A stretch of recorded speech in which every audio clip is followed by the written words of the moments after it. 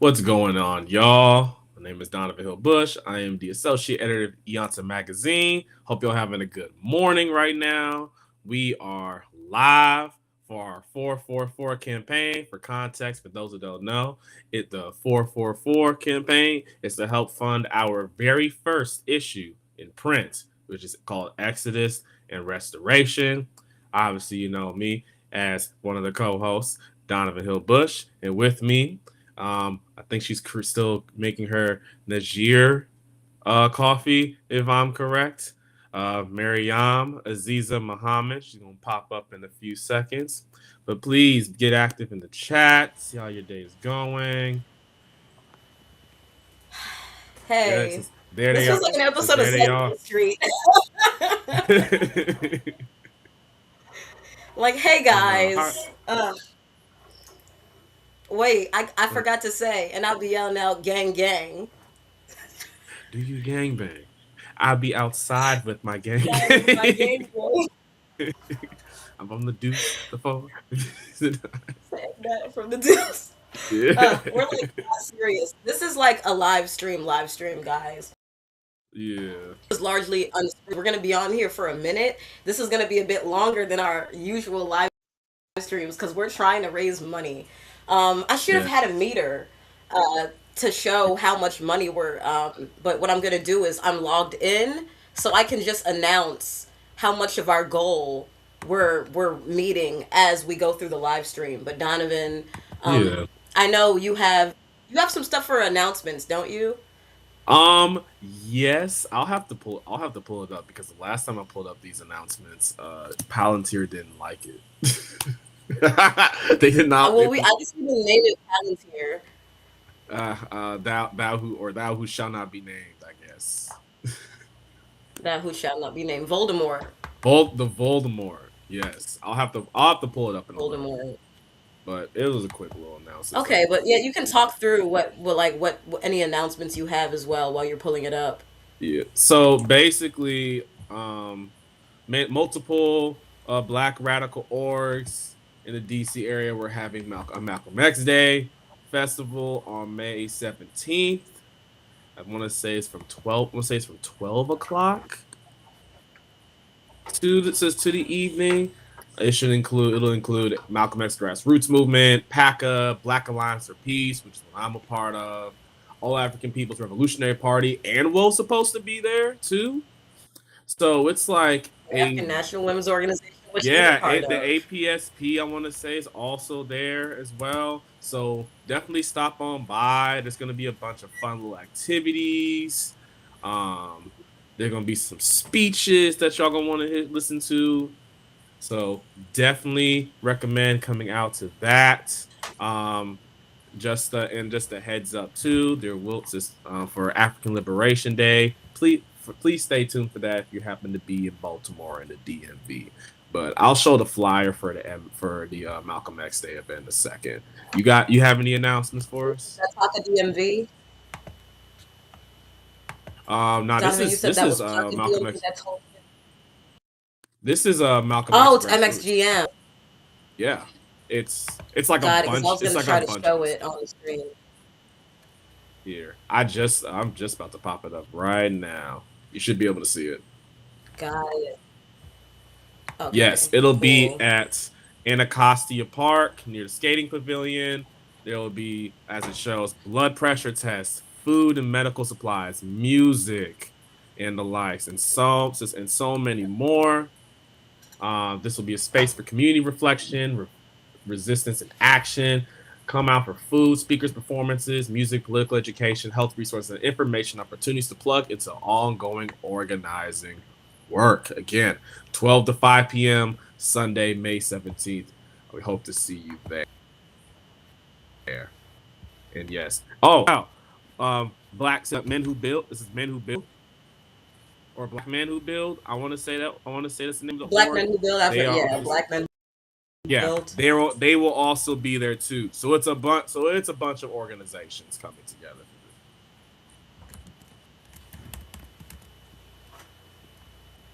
I think I might have something. So, as Donovan said, we are in the era of African Liberation Day events, and of course the African People's Socialist Party, which I'm a member of. We are, of course, also doing an African Liberation Day event because what would African Liberation Day be without the theory of African internationalism? So I will share my screen with this. This is at Clark Park in Southwest Philly on Saturday, the 23rd, from 9 a.m. to 5 p.m. The rain date for that is the day after on Sunday. So rain dates are always on. And this is being put on by, the African People's Socialist Party via the African People's the Education Development Fund. I can never remember. We have like we have so many different funds that are used for like economic development and growth that I can never remember these acronyms, bro. Like, like I We think love ourselves in acronyms. African development and yeah, like it might be development empowerment. I really don't remember, but I hate that I butchered that. I'm literally a member of the party, but this is going on near the Clark Park area in West Philly at 43rd and Chester in West Philly. So, and if you are interested in vending, if you might be in the Philly area and you are interested in vending at the actual market, you can philly.org and you can register, and you can also just get more general information about the market, some of the history, and what the initiatives that. So, I know we wanted to cover some news. Yes, yes. Let me go. Let me go and get into like a quick little comp. I know one of the conversations brewing recently online. I want to say Twitch streamer Hassan Piker, I think, met with We Cory Booker. covered a few things. Huh? I was I gonna want to say, say I okay, see. I think there is a delay on my end. Oh, okay, okay. But no, we can deal with a slight delay. We can deal with that. That's small. That's small work. But Got let me it. let me go ahead. I'm gonna try to You find the know what clip. we I shouldn't be. might need to do is we might need to, because we want to make sure we're fundraising while we're doing this live stream. I'm thinking we make Yeah. ourselves a bit smaller and put just put the Cash App on the Yeah. so people can scan the code. Oh my Yeah, gosh. so But that you we can know still go through exactly what. everything. Yeah, I'll have to try to find it. But also shout out to Working Class History too. Oh, this is like, oh my god, it's almost what, 60 years, or is it 60-year anniversary of almost a 60-year anniversary of the Panthers storming the Sacramento. They stormed the building in They not stormed the building, but they held an open carry protest in Sacramento, and Right. it scared Ronald Reagan so much that he enacted some of the only gun reforms in the empire's history. Yeah. Let me So see what shout else I can do. Think about putting us on the side.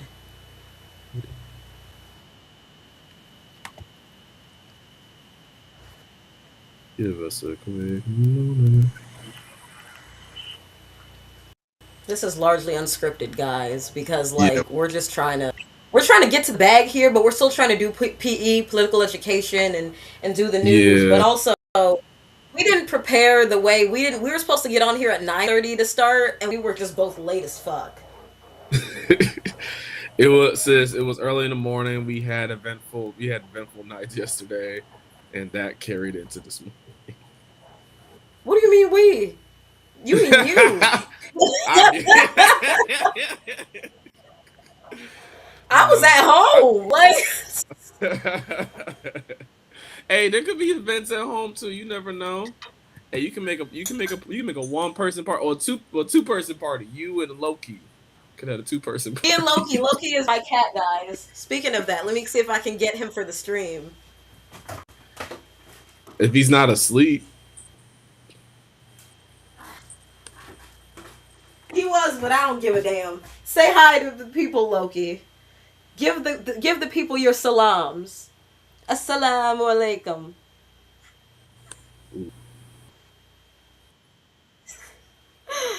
Oh, this is my child.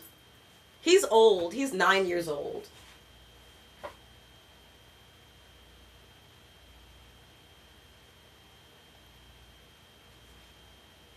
If you're talking, your sound is off, Donovan. You muted yourself. Myself on I muted myself on accident. I muted myself on accident. He's heavy. I'm putting him down. You said that was my workout for It was. for the stream.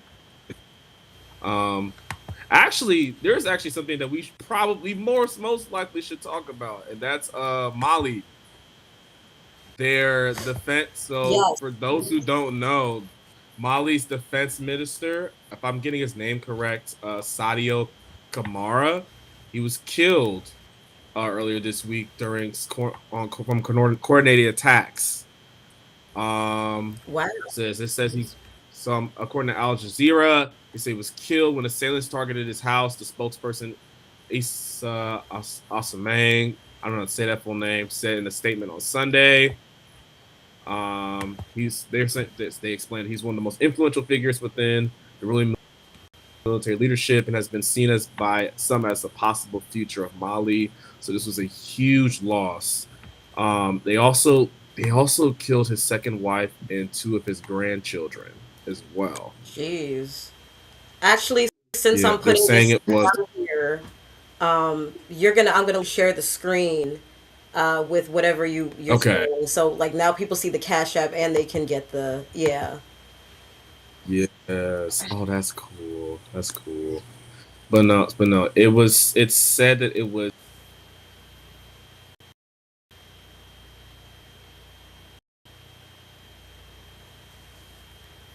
Ace.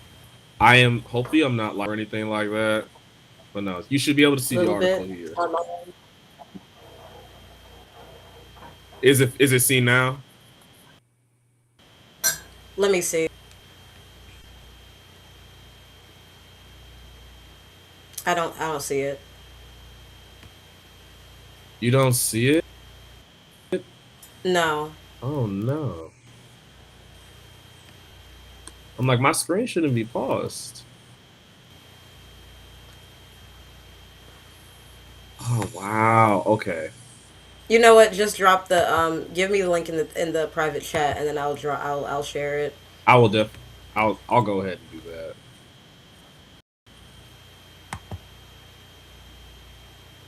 But yeah. And then give some analysis. But Just but no I is think for another thing is we content. got to keep talking through this. Yes. Oh, did I lose connection again? Oh my god. Oh, did I just? I transitioned seamlessly finally without having the screens pop up. Oh my god, I'm so proud of myself. But for context, Mali obviously is one of the Sahel states who have been been the negative side of the headlines within the West because who wants a self-determining Africa? from the United States or France. I think some folks are saying that France might have been the culprits in his assassination. I just sent you the link. You should be able to view it. And now I'm sharing, and then I'm sharing your screen, and I'm not seeing anything. So I'll share it. Yeah, I'll share it because it's weird. Yeah.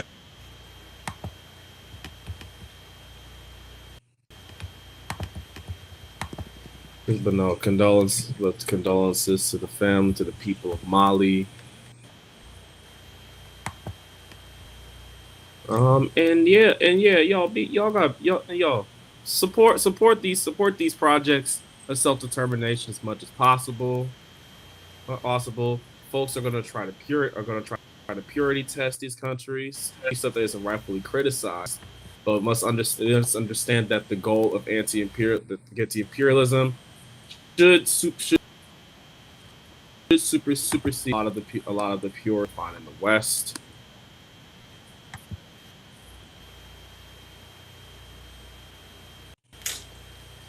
But Oh no, wow, I can this see. is like a bit slow. I think it's both of them.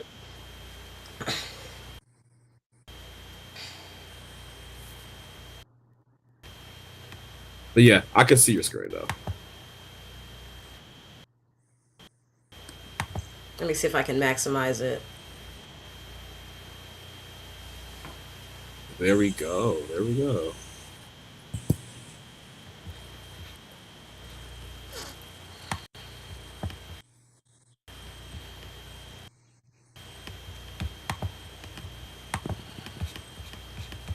All right. But also now the Cash-App is getting in the way. This is like actually insane.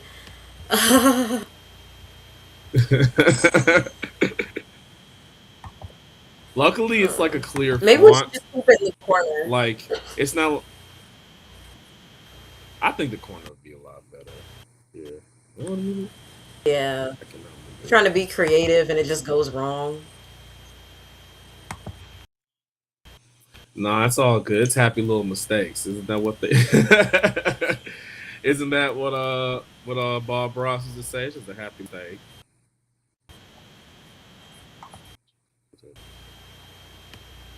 This is like this is like a rough try to get on here and do something. The internet is Yeah. like things are delayed. No, it's all good. It'll get itself back together. At least this is a little tame. I could since we can fight through this. We can find a way around this. Mm, That's Let's true. do it. Okay. All right. So now that I got rid of all a bunch of stuff slowing it down, you can if you wanted to you can start it however you wanted to start it. Yeah, My coffee but is no, but still for context, like I was saying earlier, this is one of Mali's key leaders. During of the Sahel states, they said it was like I said in the article, attackers carried out a suicide car bomb assault on Kamara's residence. It took himself out. I want to say if you scroll down, and that's it. I want to say it took out two of his two grandkids and then someone else as well in the assault. And this is someone that's wow. considered to be a future leader of Mali. So this was a huge blow to Mali and a huge blow to the Sahel states. The second wife, I wanted to double check. Says, but no. As the United States becomes more Oh, like second desperate, wife as in had no wives. yes. It's also they're Ah, saying okay. they're also saying that like some of the killers might be Al Qaeda linked. Al Qaeda, yet fighters from the Al Mm. Qaeda linked Yama and Nusrat. I don't know how to say that. The JNIM, along with Tuareg fighters from the Azawad Liberation Front, were able to launch the attack.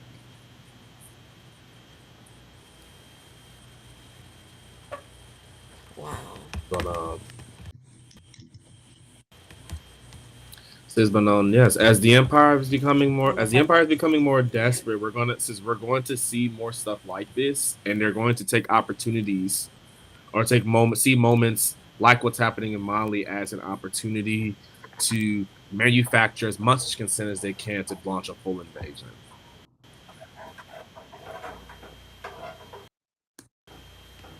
It's awful. Absolutely awful. They just don't want any semblance of, like you just said, self termination. They don't want Africa. Well, I mean, they want Africa's resources. So what can you say?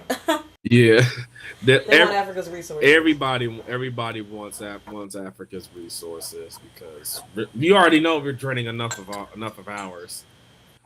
With the with the implementation of AI taking up all the water, pollution, and the fact that there's literally like no jobs for folks to work. They have to turn to the global south. Like I've had talks with friends about this. Even with Green New Deals, they still have to exploit somebody to get these Green New Deals up and going. They still have to get the minerals from somehow. You think they're just gonna get them from the United States? No, they're gonna go to the global south. Like the most progressive solutions are going to require some of the exact same imperialist extraction of resources. It's going to require the exact same establishment of U.S. hegemony in order for these things to even be fully executed. Exactly.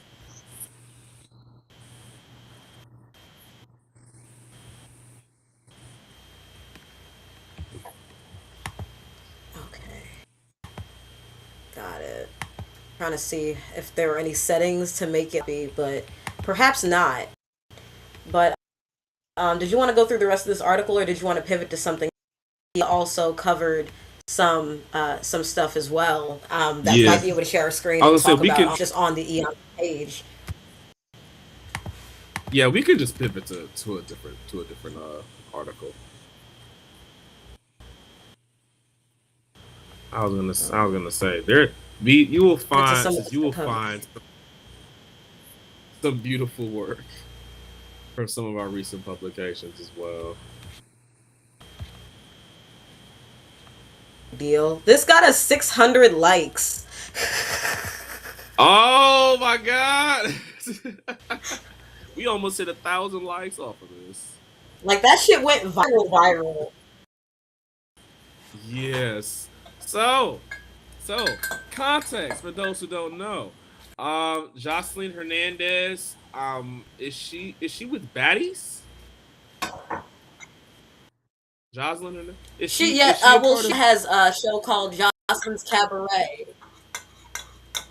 Okay, She has but her own yes, for show. context, she's on the Zeus networks, and she went on live earlier. I want to say earlier this past week, talking about Israeli mobsters coming after her life.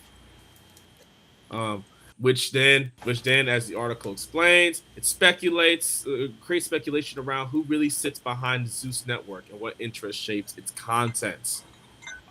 Like as we asked, who benefits from black self-hatred on screen? Who owns the platforms where these are being disseminated? And who gets paid when we are shown at war with ourselves? But And no. I mean, there is an I answer to that. and it's not the people. It's not black people. It's not any revolutionary media or black radical media militants. Not nobody from Brim is getting a benefit from this. It's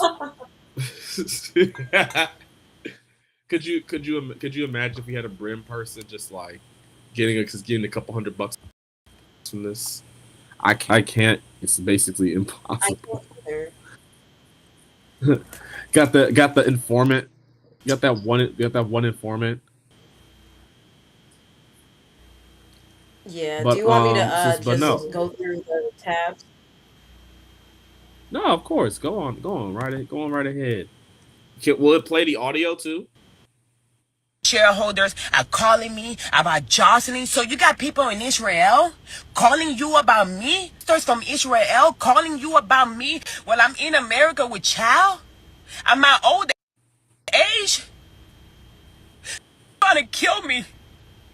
And they're gonna kill me. My shareholders are. As you can see, like that's kind of crazy. And the fact that like, you know what, I'll say my mom is a member of, and I hope I don't get attacked by I hope they don't come after me for saying this, because my mom has ties to the Kojic church, but not the Israeli. I didn't know they had an Israeli sector of the Church of God in Christ. Did you know that, Donovan? No, says no. I knew some of the orgs ran like deep, but I didn't know how deep they went in. This was like when this was created, we were chatting about this. I'm like, this is all fascinating to me. Like how much It's the crazy. Zionist seller has they have so much influence and control over a lot of our everyday lives and stuff like that. I think it's just finally being exposed because the whole world is taking a pro-Palestinian route. But like I think it's gonna be a while before we get the full extent to how much Israel has influence over the US. I think it's just finally starting to reveal itself. But holy shit. This isn't too surprising, mind you. Isn't too surprising that they would create these images of that they would fund these images of black folks. Like I mean, it was 2023 where they said that like the biggest concern was black and Palestinian solidarity. So of course they're My going to thing create too, though, is content. in general, even things that aren't even directly tied to any kind of Palestinian solidarity, like in like the reality television, you have a stake in music, and then I mean that is very interesting because like back in the '90s, Khaled and Ice Cube, sure they got in trouble for saying like certain groups of people do in fact have a stake in Black American life, and that's the thing, like they have a specific stake so specifically in American life. It's very weird. Like there's something about it where like the Zionist entity, they specifically like they want to stake in our what we eat, the clothes we wear. Mhm. It is very, and it's not that they don't do it with other groups, but like there is on black people that almost plays into like the COINTELPRO kind of thing, prevent the rise of a black messiah. Right. Right. It's comes from the fact that like black culture is the most,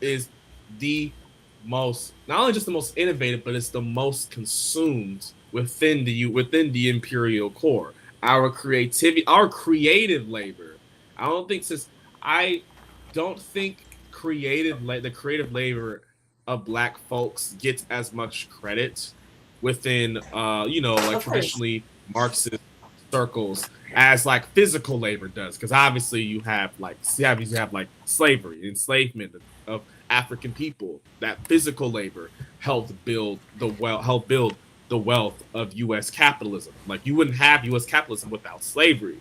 But something I think is interestingly unexplored, or should be explored a little more, is how our creative labor is constantly extracted upon by everybody but the folks who are actively creating the labor. It goes from as super structured as the Israelis having a hand in literally every facet of black culture, like you said, music, religion, clothing, film, television, like Zeus, journalism potentially too. But it's also something. It Yeah. also gets into a smaller scale of like the trends you see black people create. There, I remember vividly in like 23, maybe 24. There was a moment, no, 22 or 23. There was 2022, 2023. There was a moment when black folks we're just like, you know what? Since we can't get credit, since we can't get ownership over our creativity, we're just gonna stop creating stuff on TikTok. And they did. They just stopped. They just stopped making trends and new dances. And folks were struggling. Folks were struggling to make trends. And it Yeah. sounds simple, but when you look at the long history of US media, black creative labor, and capitalist accumulation, it's not black folks obtaining the capital from it. And even if it is, even if it is, you're not helping the community by extracting all the creative labor from black communities. There's no equitable, no humanistic consumption of black culture, even amongst ourselves, even amongst those from us who are in the status of the capitalists in the black bourgeoisie. Because at that point, that created labor is just being used put in their own individual pockets and not help spread towards the community. It's propaganda for black capitalism. And black creative labor is seen Right. not as an innate element of blackness and of black liberation. It's not used for black liberation. It's used for capitalist accumulation.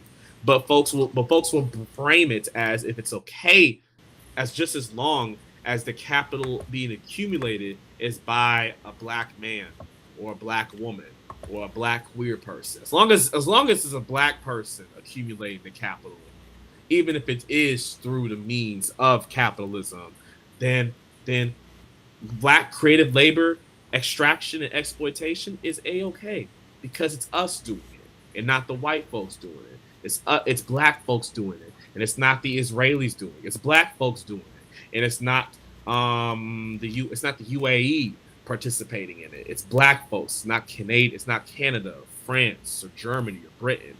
It's specifically the black folks. It's basically black folks. I'm went on a little tangent, but still.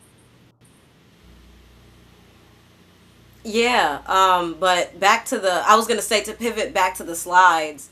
Um, this it just bothers me in the way where they the way they target black people, and they send them on these, what they do a lot of times is they send black people on these mission trips where they go and they see the Holy Land. And black people, we love us some Jesus. And I'm saying this as a Muslim because people don't know, but Muslims love Jesus too. Muslims love Jesus. People love Jesus in general. So so it's just crazy. They go on these really beautiful expeditions, and they see how beautiful they're looking at, the beauty of Israel, but really what they're looking at is the beauty of Palestine. Like, they were seeing the Dome of the Rock and all of these beautiful locations, and it's like, what you're seeing is the beauty that Palestinian people have had for thousands of years. But it's just crazy because they got to do something about that. The Church of God in Christ got to do something about that. I know, I'm Muslim, obviously, but if I found out that I was part of some kind of Islamic congregation that had ties to Israel, I'd have to do something about it. It's just, they got to bring that up. Someone has to strike that down. In the words of a certain group of people I know, fire pundit. Like, I just can't. Says the Jamaican came out strong with that one. Came out strong. But we're currently $412 away from our goal at this moment. Yes, so please donate. If each follower donated $1, we would not only would we meet our goal, we would exceed it Immediately. and make it a lot easier to have the print, so you can get yourself a little print. If it is $1, donate, sis. I don't want to sound like a Umar. I was gonna say, but donate the money. This might be the time to the campaign, to the cash. The donations have like the it's just the letters. It's like a red lobster. They had like Red Lobster, I think, gift card from somebody, a few other gift cards, bunch of businesses and stuff like that. It's an iconic meme from Do we dare call him iconic? Do we dare call Dr. Umar an icon? A little bit, perhaps. Yeah, a very lowercase I icon. Sis. But Yeah, sis, that's being a bit more fair. like the I is actually extremely short, and then it's just Khan in all caps.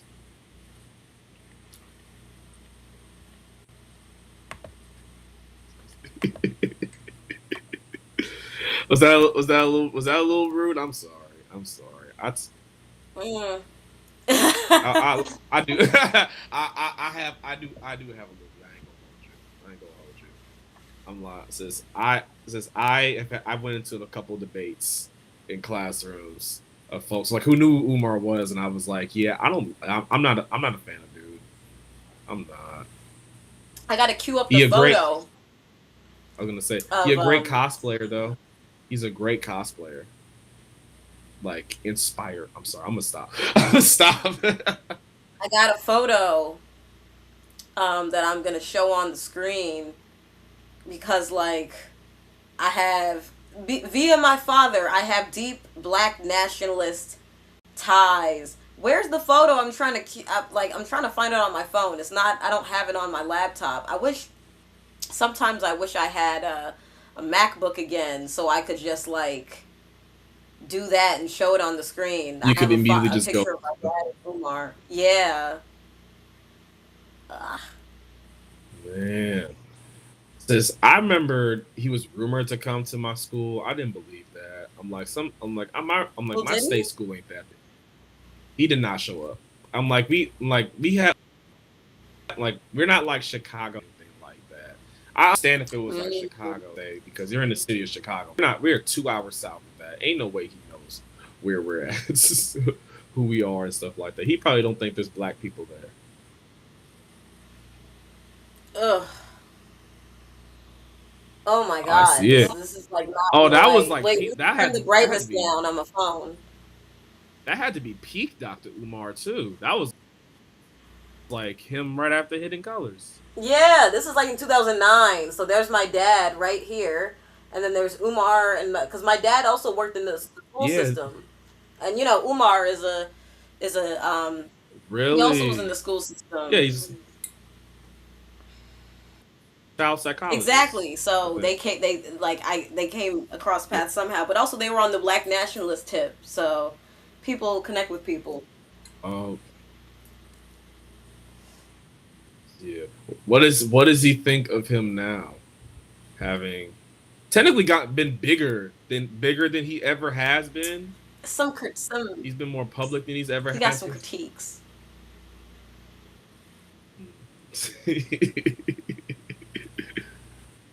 I also think it's interesting too.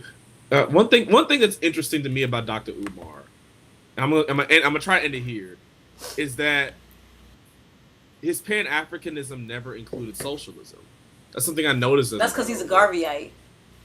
Like, well, yeah, it says, well, yeah, yeah, but I never seen him explore it. I never seen him like engage with it in I discussions have and seen conversations him and in the stuff very like that. least talk about like if you do X, Y, and Z against black people, you're not for black people. You're just on some capitalistic shit. He did say that one time. I've never heard him specifically. I've never Okay, heard him endorse socialism or communism, but I have heard him in the very least like be like, no, there are people who seek to profit off of other black people, and it's not black empowerment. Like I've at least seen him say something along that lines. yeah, Yeah, and at least like he at least that's like commendable that like he right. acknowledges that too. So ironically, and acknowledges that. What else did you want to? Because I was gonna say I had some ideas for other things we could do. Because like I was actually gonna pull yeah, that one up. no, I was gonna say like there. I'm trying to think of. There's like different things we could. I was gonna say because it is still in the Iansa stream. We could always share certain articles or certain things related to Iansa that we feel like people don't know enough about, or whatever you wanted to do as well. Because like it is like we are co-hosting, but you know there's certain things I know like that you might want to share as it relates to Iansa that I might not have thought of. Oh, I was about to pull up one of the recent Yeah, no, for sure. publications. After this is after the pedestal Oh, was the Saint one Sway. that I kind of wanted to. Oh, Do you want me yeah, to bring it up? yes, yeah. We can just get through a rundown. Shout out to Saint Trey for those who don't know. Saint Trey is one of our columnists at Iansa. Um, he's also like an I want to say like a critically acclaimed Yes. like journalist too. Like he a couple months ago, he was quoted by a Columbia Yeah. scholar with his Iansá article. So I'm like, we're like, yeah, this is huge. This is huge. I sent this to Mariam literally in the middle of me working one Saturday. That just out of the blue, I'm just like, hey, so this Columbia professor just quoted in Ian's article. Boom. We are the So if you shit. We are the shit. We are the shit. We have Ivy League professors sharing our articles and stuff like that. That's All right, so I'm gonna pull this. no, that's insane though.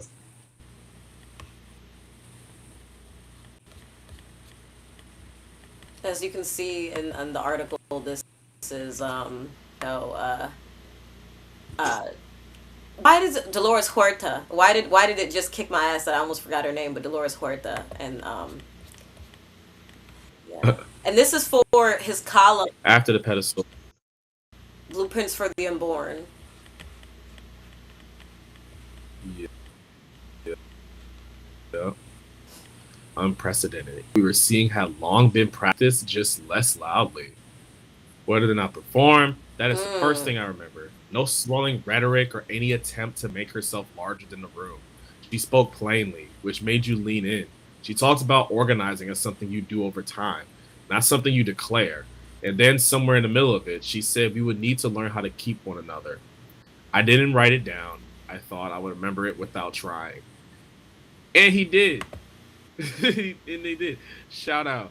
Uh, We did. kept this keep is a strange word to carry out of a ballroom. It doesn't give you much of the hold on to at first. It does not tell you what to do tomorrow morning. It sits there and waits for you to grow into it, or maybe for the world to make its meaning unavoidable. Then they saw him again at 23 in LA in a hallway that smelled faintly like cleaning supplies and coffee gone cold. I had just come out of the restroom. I focused on whether I can't find where I was Here, at. where I needed to be next. Yeah, the next. When I nearly walked into her, she was with her daughter. We spoke for a minute, maybe two, about the work and how it keeps changing and not changing at all. Quite says quite literally how so many of the solutions to many groups' issues remain the same. For one, organizing has always been the one of the most important solutions, if not the most important solution, and most important step to liberation is organization, which begs the question, which really not even begs the question, but shows the scale of just how out organized many of us are.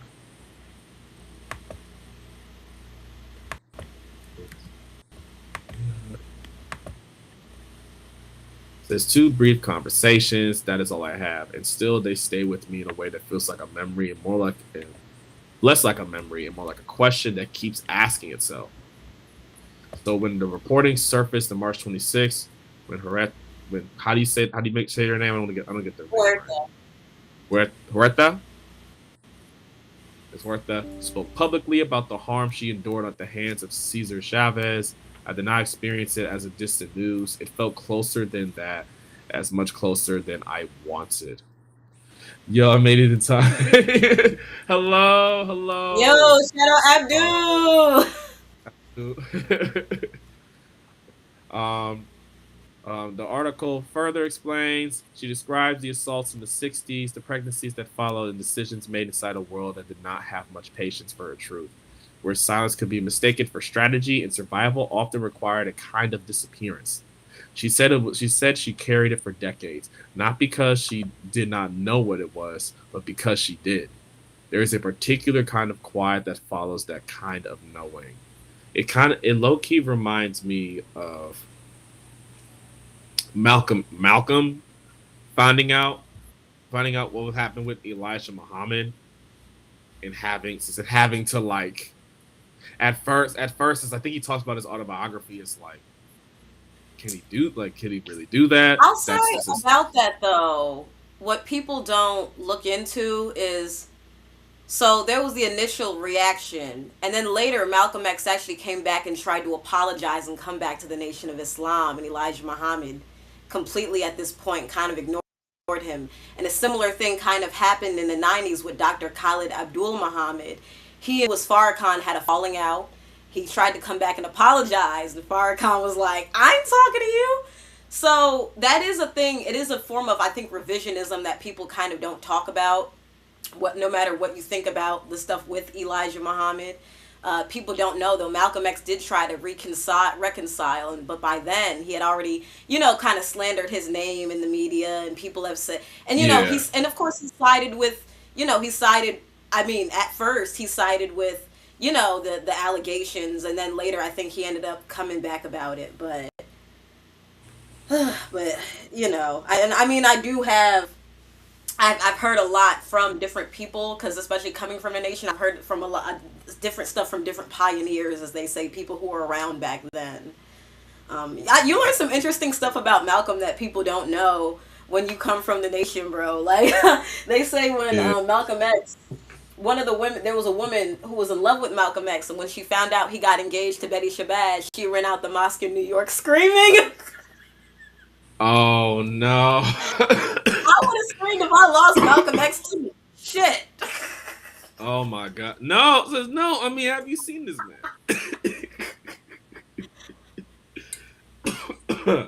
That is just that.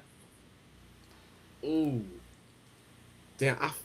I feel for her low key. I'm sorry. I felt that. I felt that in my soul too. What was I gonna say though? But I also put, for anyone who doesn't see it, Saint Trey, his Substack. I also put that in the chat in case anyone wants to. Saint Trey is an amazing writer. His Substack is called Notes from the Undrowned, but the column he runs with Iansá, he is like the first real columnist that Iansá ever had. His column is called Blueprints for the Unborn, and essentially what it is a collection of notes, ideas, and they're all written in essays, about his views on the world, especially as like a young black queer man. So it's a lot of interesting stuff he covers. And we're also, since we're running a live stream, Donovan, we're also looking for more columnists. Yeah. But also, it doesn't even have to be, Yes. if you're not, you don't got to be a written columnist. You don't have to be a writer to run Iansá. You can be, if you want to make like weekly, bi-weekly videos of you doing an album review, you can do it. If you want to sit there and go over your favorite black book series, or your favorite book series, doesn't have to be necessarily be a black book series, but your favorite radical book series, your favorite radical author, and you want to make that into a column, feel free to make that shit into a column.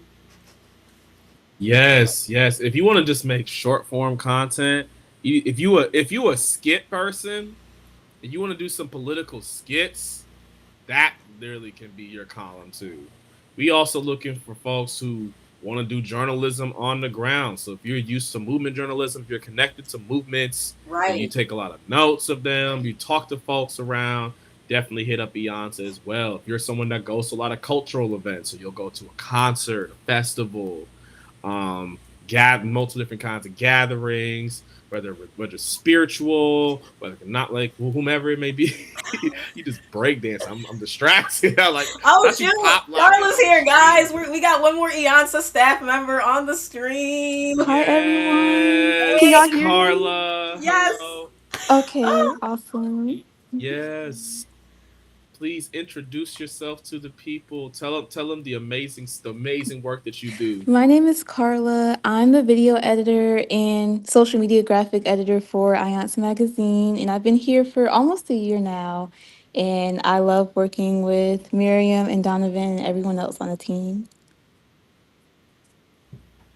thank you. Oh Yes. no, but this Welcome. magazine run. I don't think y'all understand how, like, a lot of the pretty fonts you see on our posts. all of the butterfly, literally the The butterfly, butterfly. the the brown font when it was originally pink and red, when it was blue, when it was all these things. That's Carla is a part of that team.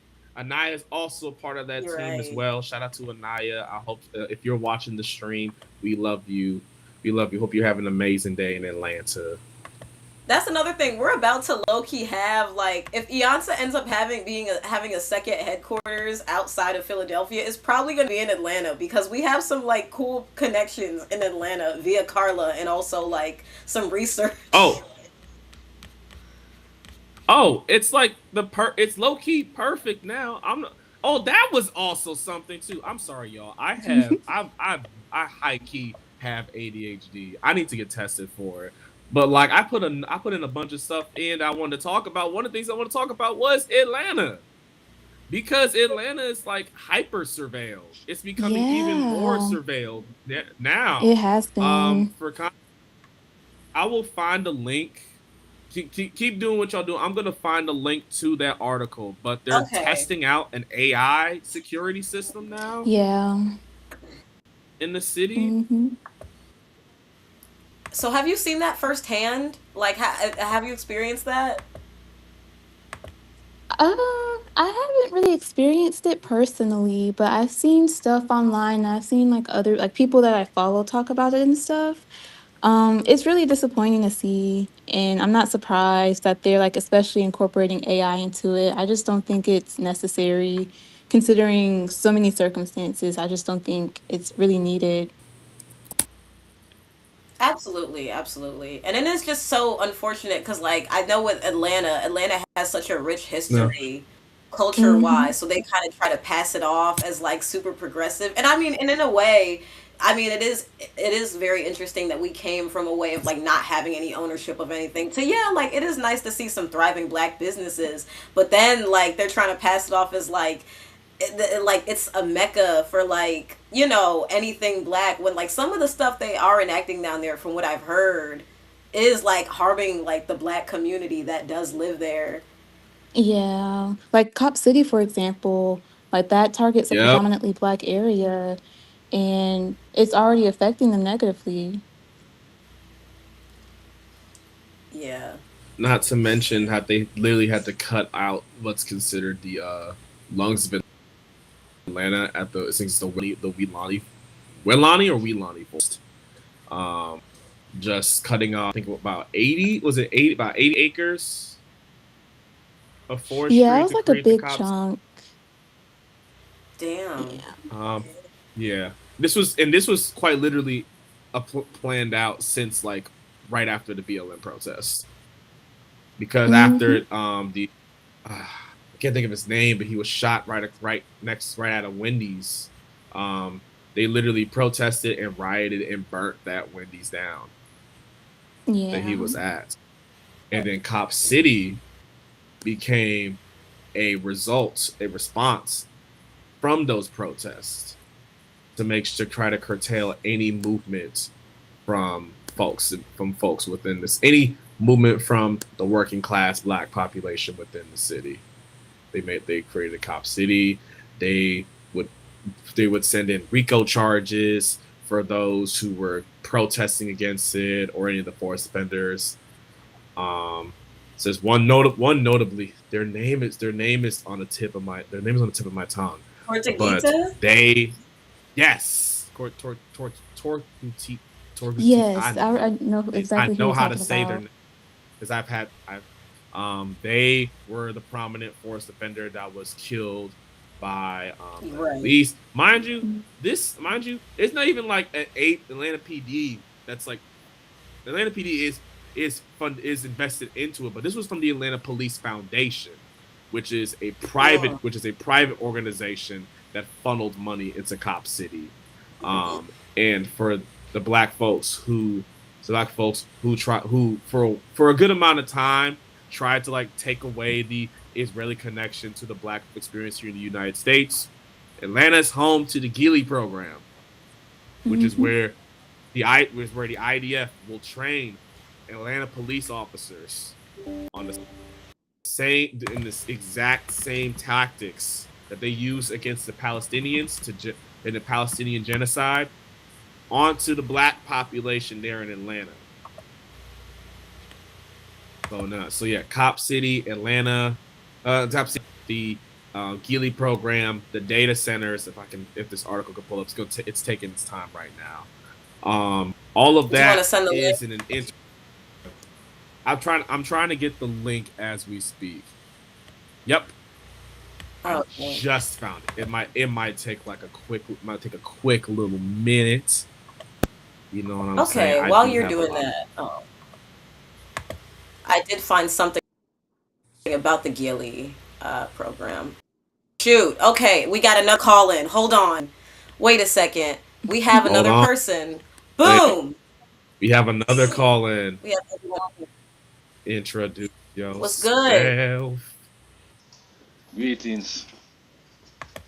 Hi, Greetings, Medicine. greetings. This is Medicine, the steady one. Now bigging up Iansá Magazine. Love the work you've been doing. Oh. Donovan, big up yourself in general, know what I mean? Well, Iansá family. No, I really respect what you've been doing alongside Miriam and the rest of the organization. And yeah, I feel like I'm almost like the Jamaican reggae correspondent in my own way, and also an artist that Yes. the publication obviously champions. So I had to give a statement of support.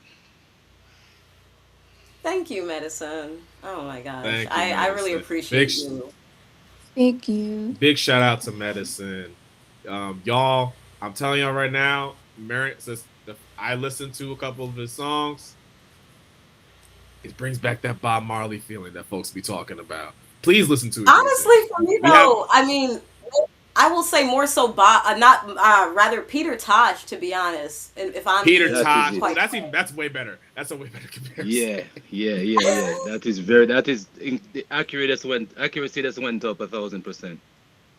Yes. We have a song. We have a Medicine songs um on Ilyana's YouTube channel. So please Mhm. stream it we do. and then repeat it. Yeah. Absolutely, and I will say that one of my favorite interviews, I told Miriam this as soon as I was finished that my first interview with Iansa, with Brother Rakim, was one of my favorite interviews all time. I've been doing this for decades now, and a lot of the reggae media actually is based like around Europeans and European publications. So there's certain questions that they're just not going to ask. So to have a discussion with someone, with a collective that is Pan African, that is, rooted in activism, that is rooted in raising the consciousness and awareness of our nation, um, it moved me. It's something I'm very, very grateful for. So I look forward to the next edition because from what I overstand, as long as the interview was, people are asking for more. So Yeah. And honestly, for those who don't know, in a lot of ways, my friendship with Medi, in a lot of ways, has like kind of have had a little, in a lot of ways, since I've lost my uncle, who was also a Rastafarian and passed away from cancer a few years ago. There was like a hole, like a Ethiopia-sized hole in my heart, and and you have really filled that because like there's so many things I hadn't gotten to talk to about with anyone for like at least the last 3 years. So your support for the magazine means a lot. eh, it's a beautiful partnership, and I look forward to the chapters to come. So whoever's listening in, definitely support.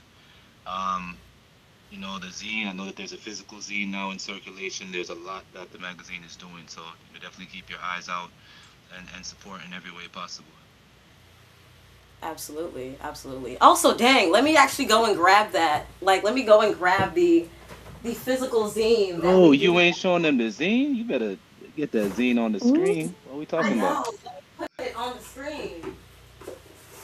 I'm losing my mind here. And that's also another link. Let me just.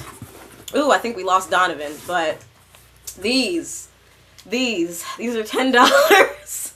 Oh, that's cute. Right, and it's you know what? I didn't get to. So there's a $5 digital download, but then these are not that long. But I'm thinking about putting these out annually along with the larger prints. But as you can see, there's another QR code on the back that goes to the Iansa site, and Okay. yeah, and I designed an ad. This is Dorothy Dandridge. Dorothy Dandridge is one of my icons. But I Oh, put an ad, and these aren't that long, but this is like essentially this is another fundraising initiative.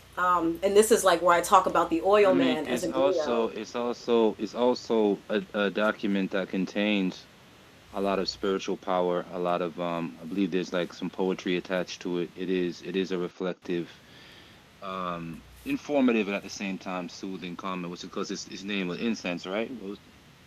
Right, right. Frankincense Yeah, and myrrh. frankincense and myrrh. So these are two herbs that are used typically to heal and to cleanse spaces. So for people who need to cleanse their mental palette of all of uh, the slop that is out there in the the online spaces and whatever mainstream, this is an important document. I think it's actually it's an elixir to people that need it. And for those who don't know, also Miriam apparently makes a hell of a bean pie. I haven't had any as yet, but Ah, I've been hearing that they they popping off. So it's a lot going on. So there's a big up lot going yourself. on. Yeah, I gotta make one. I gotta make one that's ITEL for you.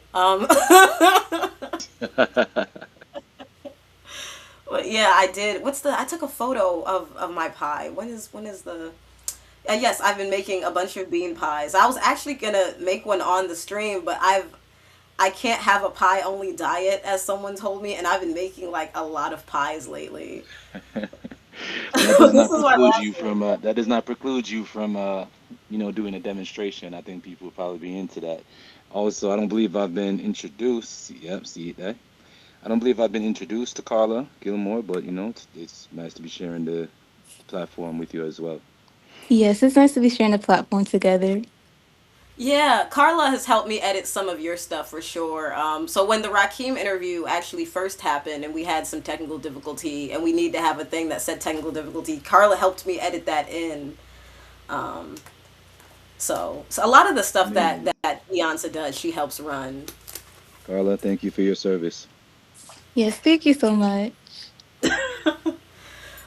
See, what Yeah, I I want can't, to I can't, do I can't is stay very, very long because I have some other things going on this Saturday, but I did want to pass through real quick. Well, what were you saying, Miriam? no, I was gonna say when we get enough of a budget and we have a Nyansa festival, it's gonna be like Coachella, but it's gonna be like you said, it's gonna be Pan African. It's gonna be like revolutionary. You would be like probably like the main headliner because like you were like the first like breakout Iansa artist in a way, if that makes any sense. Well, yeah, I'm truly grateful, and we discussed how I even came across your radar, and however it happened, I am grateful. So yeah, definitely hit me up. Just make sure I got my bean pie backstage. That's part of my contract. Okay, that's only fair. All right, give thanks. All right, I'm out. All right, thank you. Bless. Yeah, I'll have to go as well. I'm at work, but I do want to pop in real quick. Yeah, Donovan, from what I understand, is Wi-Fi disconnected. So I'm gonna run the stream with whatever's Hmm. going on until he comes back. So, but thanks for tuning in, Carla. And then, like, if anything, you know, also, guys, for anyone who's in the Atlanta does photography, Carla does a number of. So if you'd like to get in contact with her, hit up the magazine. We'll put you in contact. Like she does like a variety of like amazing stuff. Yes, it was nice talking to y'all. Y'all have a good day, and thank y'all. You too. Thanks, Carla. Am I here? Can I be? Am I loud and clear? Yeah, Oh my yeah, god. cool. I'm so sorry. I got kidnapped and taken to the ether, and I had to come back. But Okay, we since have actually people watching us on Twitter. I'm looking because I was looking at the thing here. It looks like on YouTube we have a few people, but on Twitter we have a decent amount of people watching us. So if you are watching us from Twitter, please give us money. You see our Cash App is in the corner of the screen. Our Cash App's in the corner of the screen. Listen, we're gonna be here for a minute. Like we're gonna be here. yeah, We're not gonna be here all day because like we have other shit to do. But we're gonna be here right. for a minute because we need some money. Yes. Yes, we're trying to fund a We're trying to in-print fund the magazine. print. Imagine having Iansá in the palm of your hand. In the palm of, I mean you can also, I mean you can have Beyonce in the palm of your hand in a mini way. Like I was showing this. Yes, a Well, I zine. mean, So show them bands, show them zine bands. Do like the money spread. It's just money spread. You can buy one of these for $10 in print on the Iansa site, and I'm going to be mailing these out to you personally. Or you can do a $5 digital download. yes. But no, I'm kind of sad. I missed the medicine conversation. I miss. Yeah. No, but that's the homie for real. It's the homie for real. Yeah. When we get Nyansa Fest, well, I don't know if it would be called like I wonder because we're wind based. I wonder if it would be called like Storm Fest or Wind Fest. I don't know what it would be called yet, but Ooh, he would be Warm the headliner. Fest. He would have to be the headliner. Yeah, Oh, and as well it have as to be. Go ahead. you know who else would have to be Acacia Markel. Acacia Markel would also have to like be like a headliner Ooh. for like yo. Speak. I'm telling you, Atlanta got some heat. Sis, Atlanta always had heat. Atlanta's always had. If it is anything you can say about Atlanta is that the music, the culture, the cultural, the creative production. Because there's a bunch of black folks there. A bunch of black folks. Also, when I think of like Atlanta, I low key think of like DC in a similar way. Not because they're the same, but like both were infamous for having huge black populations back in the day. DC was called Chocolate City. So I remember like moving to the Right. area. I'm like, oh, I'm gonna be in Chocolate City. You know what I'm saying? Gonna be so many black people. And don't get me wrong, there was so many black people, so many beautiful black people, black pride everywhere in the DMV. But I'm also watching gentrification in real time, and I'm just like, Man, miss I Chocolate missed City it. looking like vanilla these days. Chocolate City looking like a swirl. A chocolate swirl. Man, A chocolate man. switty. All right, but But no. yeah, if anyone does want I to did, call in and shout us out or do a message of support, this is the link to do so. If anyone is yes. interested, Please join us.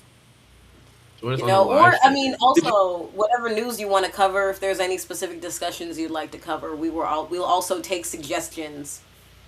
yes. I did send you the link to the Cop City. Oh, you sent it? Yeah. Where? Yeah, I sent it in the private chat. I I didn't get sent it it. right before to the ether. That's probably why. Yeah. I sent they're on to me. They're on to me. Oh, it didn't send. I'm upset.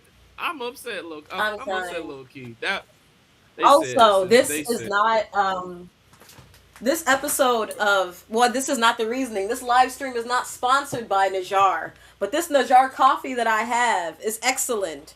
Excellent. Do you understand? Excellent. I just see. I've been wanting to try coffee for the first time for so long, but I'm so picky. I've never had coffee in my entire life. Apparently that's shocked a few of my friends. They're like, What do you you don't mean? drink. I've never drinking coffee. What Like do you mean this, you've never like you don't drink coffee or you've never actually drank coffee ever? I've never drank coffee before. Like you Like not like just to try it? no, I've never got to try it before. Like this, like everything you see is just how I am. Like this, the amount of energy I will have every single day if I call you on the phone or if I'm with friends, I'm like organizing stuff Cause like you that. call and you That's got a just lot of me. energy, Donovan. You got a lot No, of this energy is for just someone who don't me. drink no coffee. I don't believe This you. is You got just a lot of me. energy for someone who don't drink no damn No, coffee. I put my left hand, right handed guy. I ain't never drink coffee. Put that on phone and Chat, do y'all brains. I ain't believe never drink this? coffee. Do y'all believe this, I chat? put it on my. I can confidently put this on my mama. I never drink coffee. I want y'all to comment. Do y'all think Donovan drinks coffee or not? I want you to say yes or I've no. Do y'all never think drinking Donovan coffee drinks coffee or before. not? If there's anybody on that live stream that knows me personally, you can vouch for me. I don't drink coffee. Also, look at my hair. I don't drink coffee. No, but because I'm picky, because I'm like picky about a lot of the coffee shops in my hometown and a lot of places.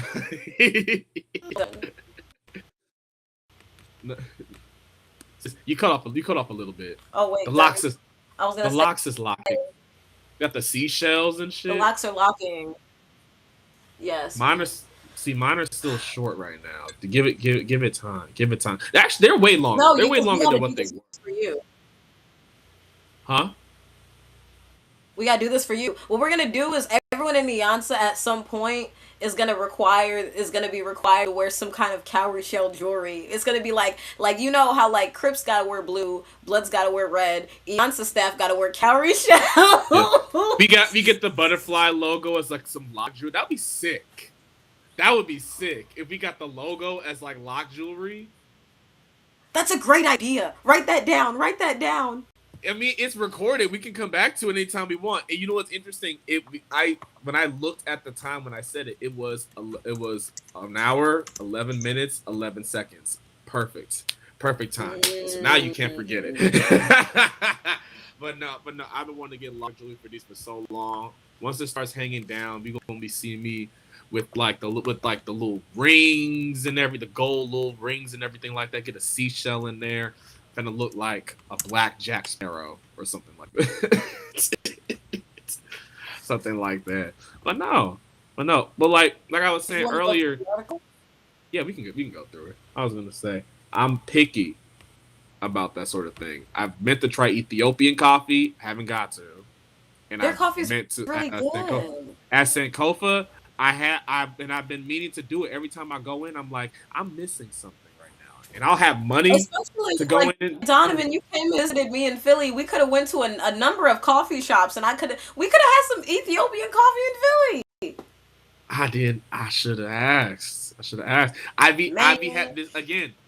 That's the downside. That's the downside of having this much energy is that I'm moving so fast, so long. But yes, let's talk about Atlanta's Cop City makes a black neighborhood a testing lab for AI policing. This is a recently published article. This is April 22nd, y'all. This is a few days ago. Literally. In America's most surveilled city, a community loses forest land and gains a network of AI-enabled cameras. Yep. Because it's not like they already are dealing with the disadvantage of having less natural oxygen coming into the air from the trees because you already cut down a bunch of acres. Now let's add an AI data center and make things even worse. It's like not only are we going to take the air, we're going to pollute that too. Oh wow. Uh-oh. Are you also seeing this too?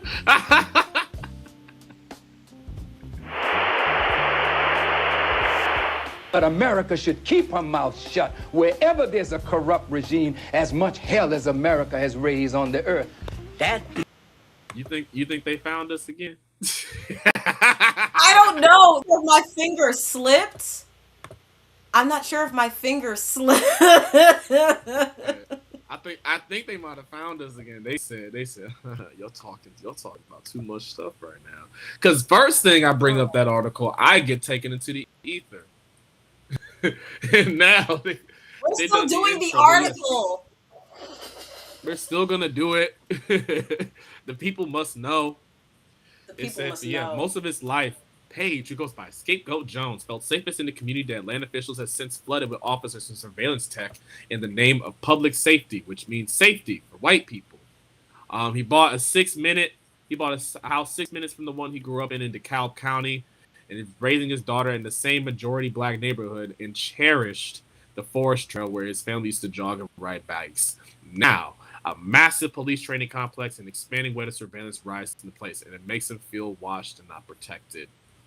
The 41-year-old's unease about the Atlanta Public Safety Training Center, Cop City, is at the center of a much larger experiment. 85 acres. I was right. It was over 80 acres of. Is that Prince for King?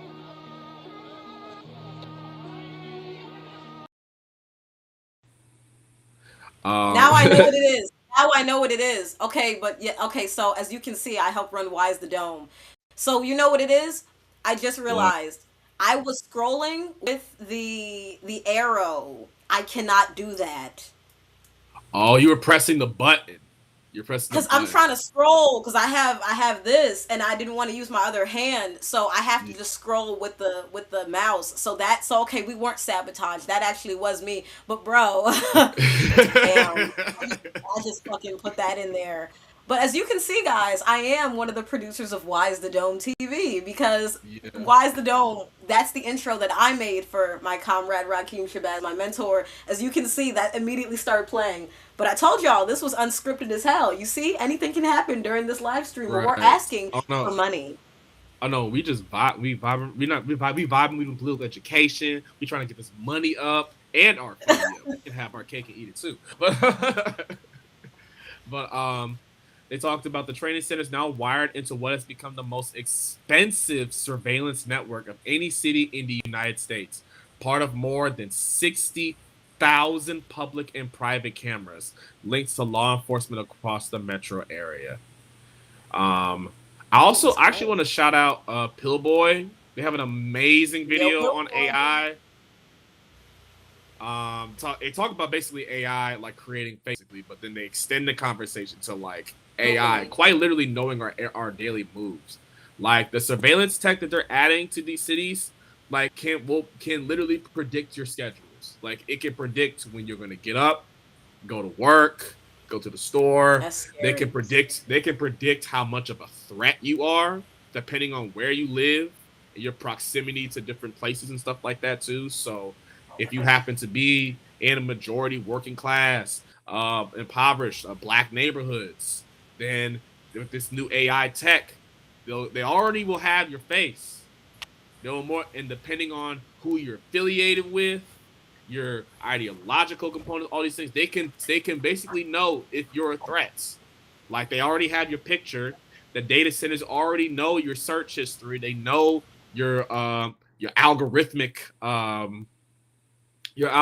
attention spans. And so they can literally make a profile off of you with all of this combined information. This is what they're trying to turn into. That's why they taking out the AI scientists or the AI the folks who are revealing the AI surveillance thing. They're taking them out because that's the plan. See, Mariam knows what I'm talking about. But back to the article.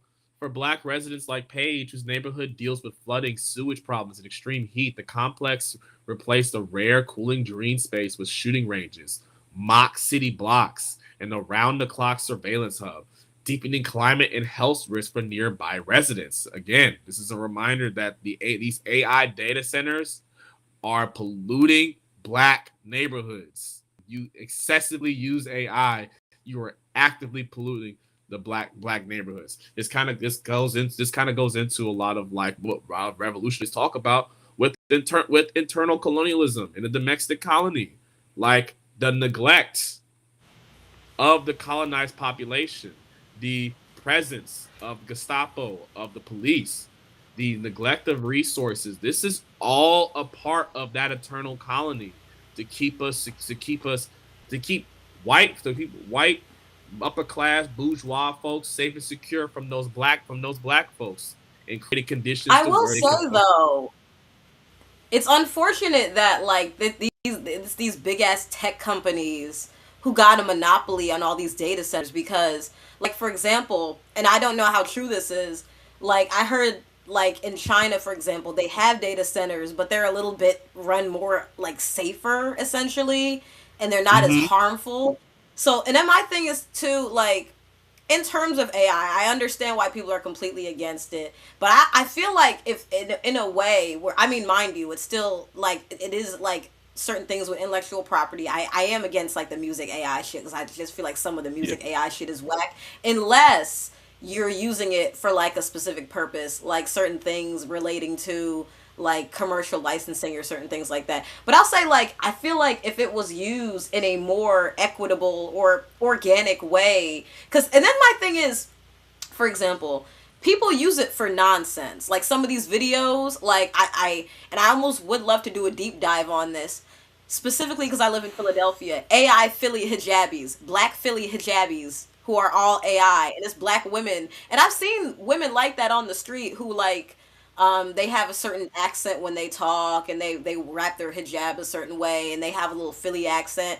It's weird though when you see like it's not a real person and Mm-hmm. like dressed and it looked like a person you've seen before. Like that shit is scary because it's studying your mannerisms, your characteristics, things like that are creepy.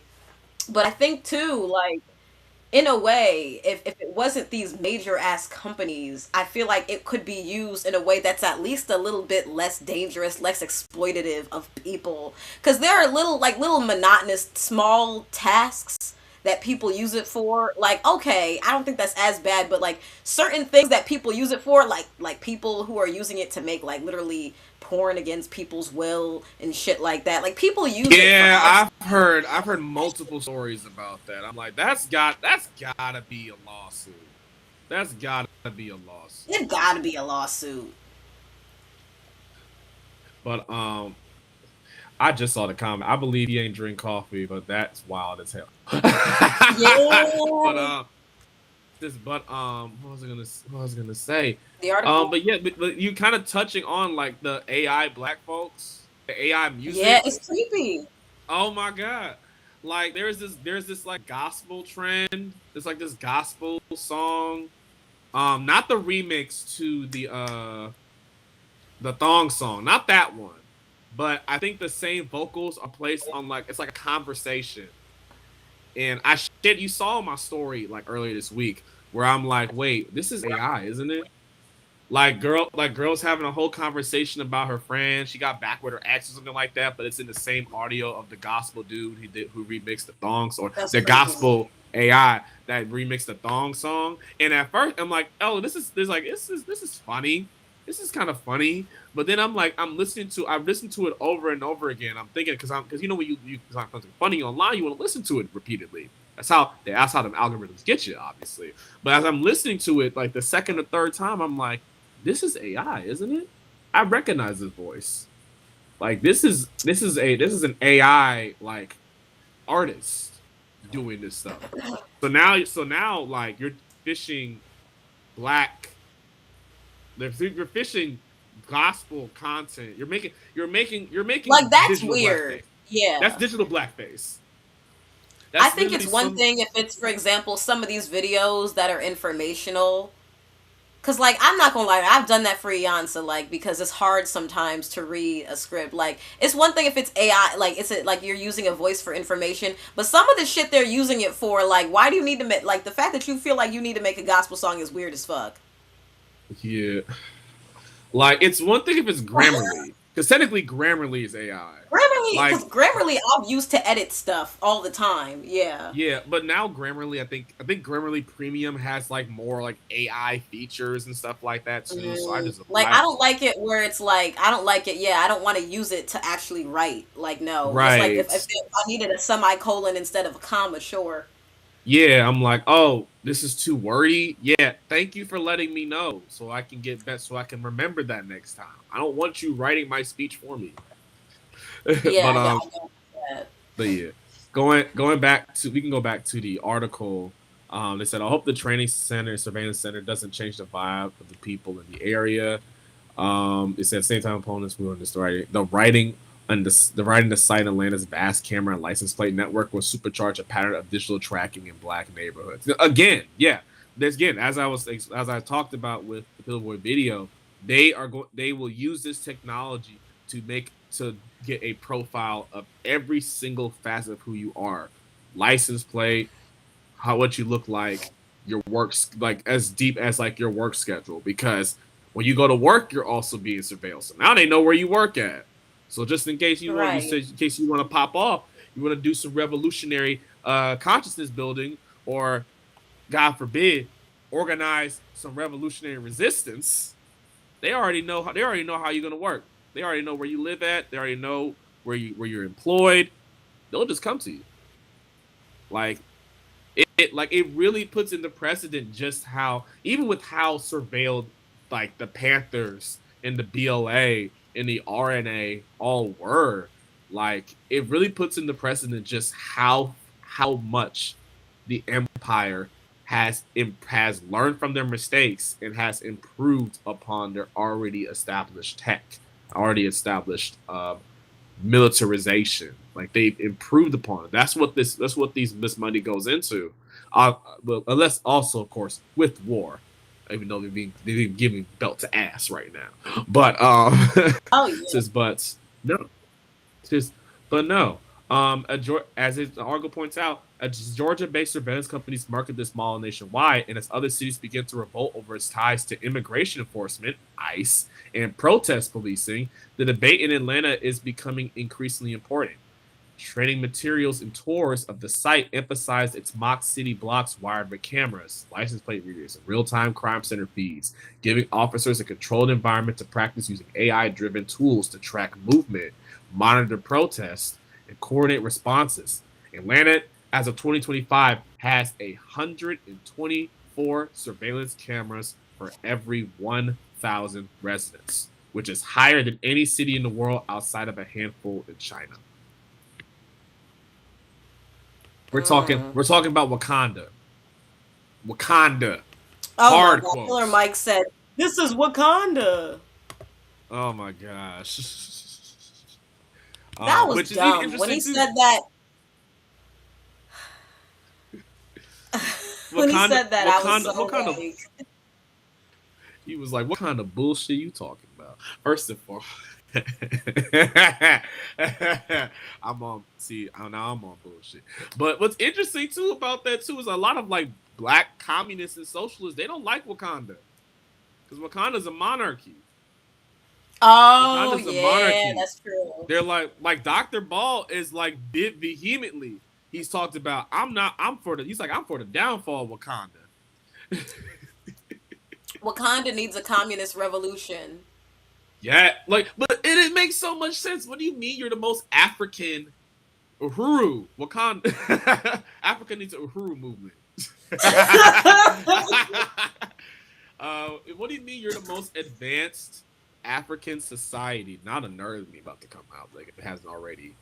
Uh, how you gonna be the most advanced African society? How you gonna be able to avoid colonialism and imperialism and neo-colonialism too, mind you? Mhm. Yet you, yet you're not communist. You're not stateless. Like even the notion of Wakanda kind of being a state is Wakanda seen as a state in the comics, like how like Nigeria is seen, or as a country, like a country in the form of post colonialism, basically, like how Europe basically divided the land. Like even seeing like Right. is Wakanda still seen as something similar to that, or is going by that same logic, or is Wakanda kind of going through like pre-colonial times where like it was stateless, where it was territories, it was different kingdoms, different not colonies, tribes, groups of people who just happen to live within the same vicinity. That's something that I do want to learn a little more about. Is just like how pre African history was mapped. Pre-colonial. Pre-colonial Africa. Well, well, yeah. Well, I yeah. guess for them, pre something else. I'm low key trying to see if I can get a special guest on here, because I'm just like, yo, we just chilling. We just, yeah. Wakanda was written by colonialist liberal media, and then hell yeah to the Lock Jury. So now you hear it from here. We gotta get Lock Jury, Liberation Lunch, and then Kai is gonna be the special guest. We I'm gotta pretty make lock jewelry that's large enough to fit Kai's hair. sure. That's a big ass butterfly. Large ass butterfly. But we It's a gotta make large it look ass like on some butterfly. swag shit. Kai gonna be looking like the rappers in the deep south. Oh my and, gosh. But and they would also that's rock that such an the aesthetic. wicks in the big ass butterfly. Wait, put it on the wrist. You'd be like Ghostface Killer. Was it Ghostface that had? Okay, never. I'm sorry, but yeah. But what else has been going on in the world? Yep. So what are the updates on Iran? Because like I feel like I when the Iran war first broke out, I watched like a week straight of Al Jazeera, of Richard Medhurst, of a bunch of stuff. We held our own stream. But what has been going on with with Iran? Have you seen anything, Donovan? Or guys, do you know? Because like I'm not I've gonna been lie, I've kind of stepped down from looking for a minute. I will say that from what I've seen, they obviously I know they closed up the Strait of Hormuz again. I think I saw something from Al Jazeera from like a quick little post there, like Iran is like, yeah, we're gonna be back at it again. Like there's no possible way that they're like there's no way we gotta strike back. And honestly, honestly, this like kudos to Iran too for like holding. Okay, we're gonna have a guest come in shortly, but Okay, uh cool. oh here, send me the link. I'm gonna copy and paste it. But Okay. for Well, context, it's like in the kudos to her. it's pinned in the Oh yeah, stream. It's pinned. cool. I was gonna say kudos to Iran for like showing that it's possible. I think that's the big thing that at least a lot of the folks that I know that lean a little more towards pro US empire aren't realizing is that like not only is this the inevitable downfall of possible for the global south to resist, it's possible. Like the fact that there is a country that can put belt to ass to the United States, and I'm gonna keep that one. I love saying that now. Like what, like to my generation, we cooking with that one. But the fact that there is a nation that isn't in the West that do this much damage and have this much turmoil in the United States, that's something to take note. Like it's not just those in the Swana region, but across Africa, Latin America, and Asia, they're going to be like, "Oh, worked on the United States. Let me write that down.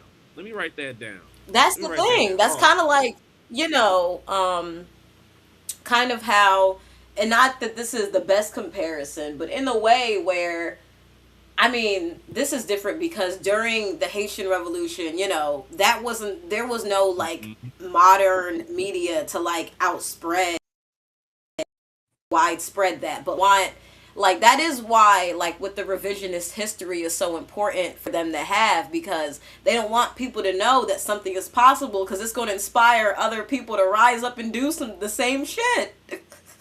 And they had to put Haiti in so much debt because of it. They're like never again.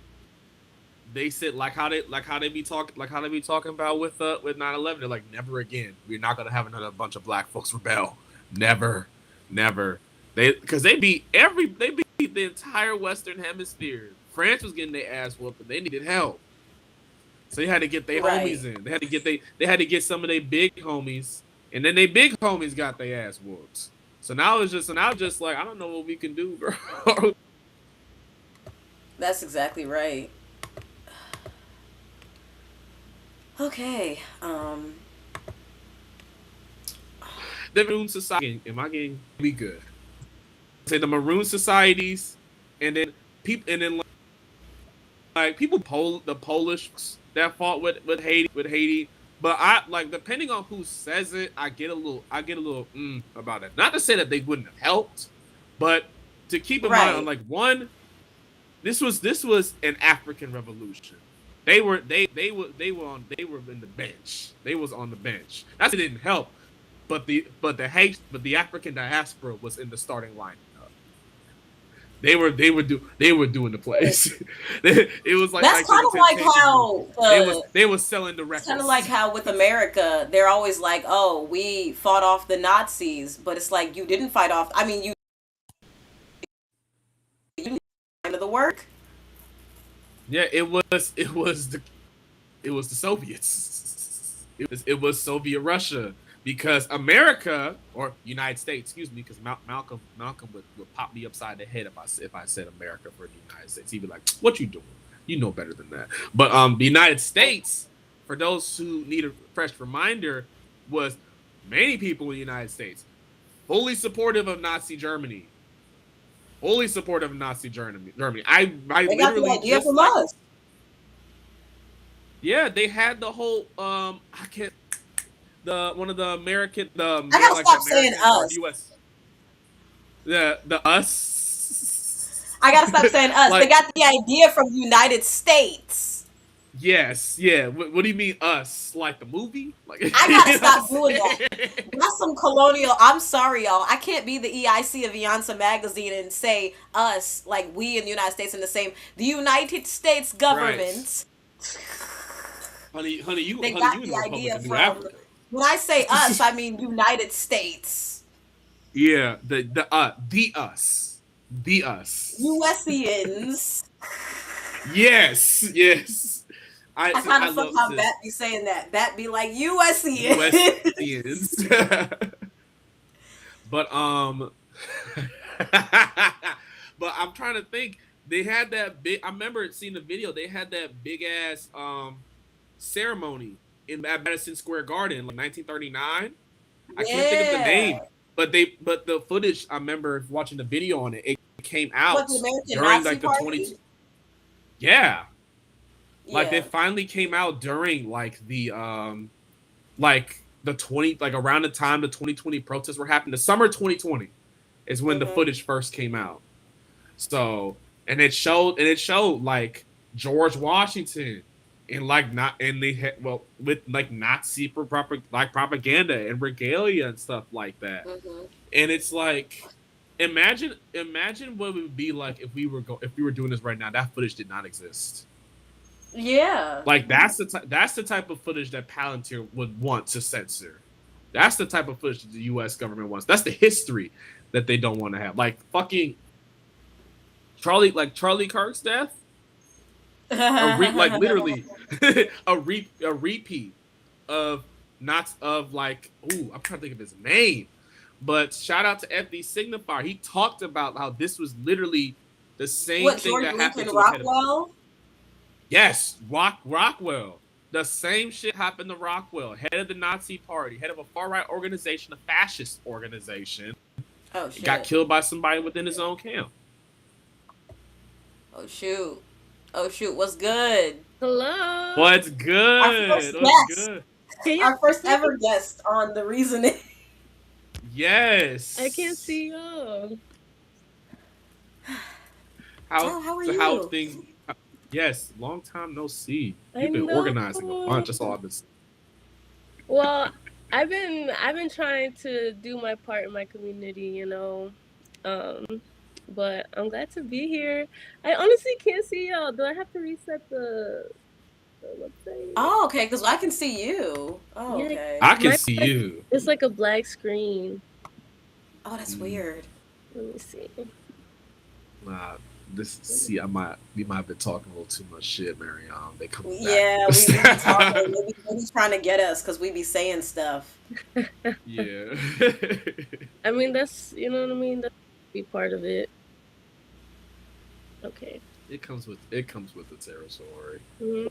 Exactly. All right, let me hop out and I'm gonna put back in. All right. Okay. Cool. Mhm. But yeah. For those who don't know, that is my friend Jelly. Jelly, our first guest on The Reasoning ever to do a Venezuela.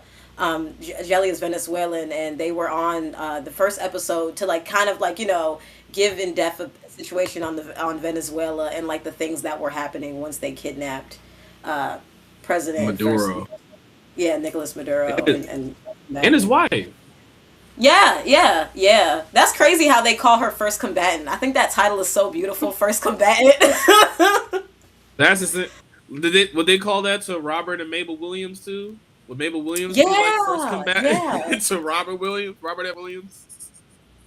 yeah. That low key kind of that low key like I know what they tried. It's like you know what they're trying to do with that, but that's kind of cold. That's kind of cold. Imagine you getting married. It ain't husband and wife. It's first combatant. I want to be someone's first It's first. combatant. Damn it. Man, imagine you getting proposed and they say, "Will you be my first combatant?" Yes. I'm sorry. I'm doing too much. I'm doing too much. Well, Jelly, you was about to say something. I have this like setup right now, so I got this the stream, and then I have the freaking YouTube live on another page So you that's can not see it. working. Yes, Oh, but the video is a little slow on the YouTube, so yeah, guys, this is Yeah. the setup right now. yeah, no, but thanks for calling in. We were trying to, yeah, Thank we you are so trying much. to get on this print.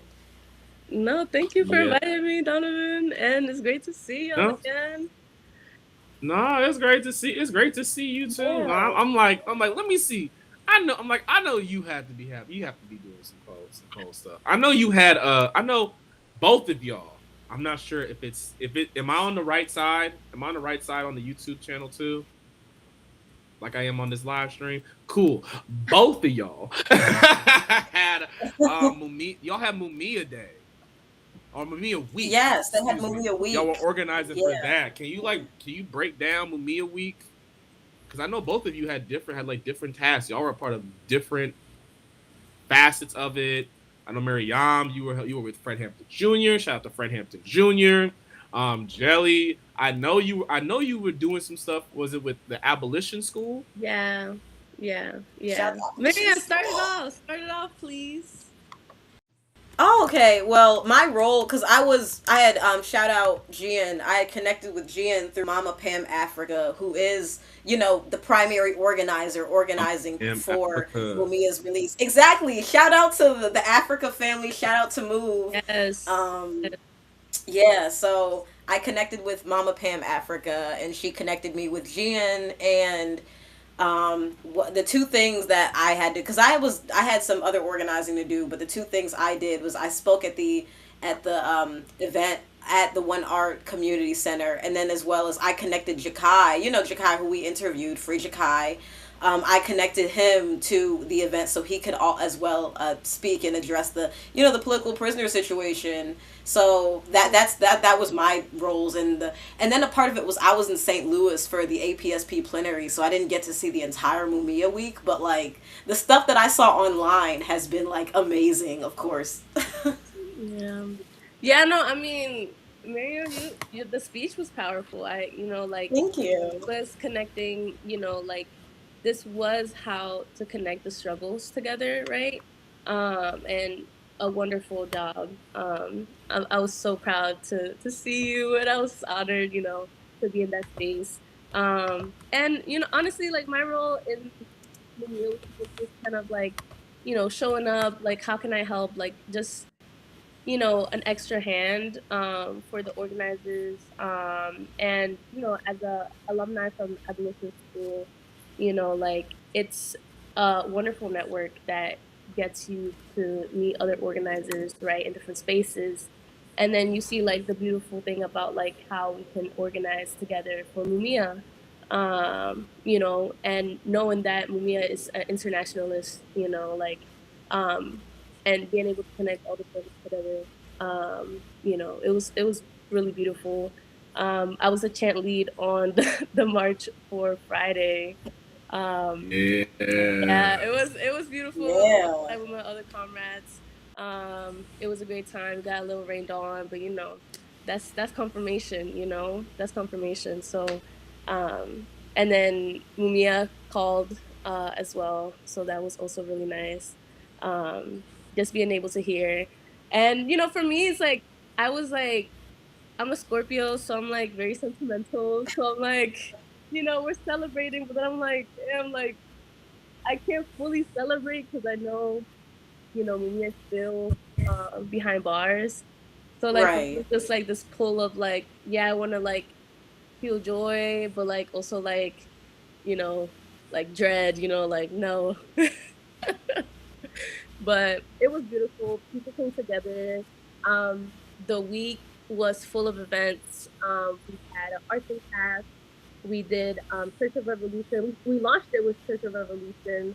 That started like probably like a few months now. We've been meeting, kind of gathering, to talk about like how do we come together from our different backgrounds and create a space that we talk about liberation.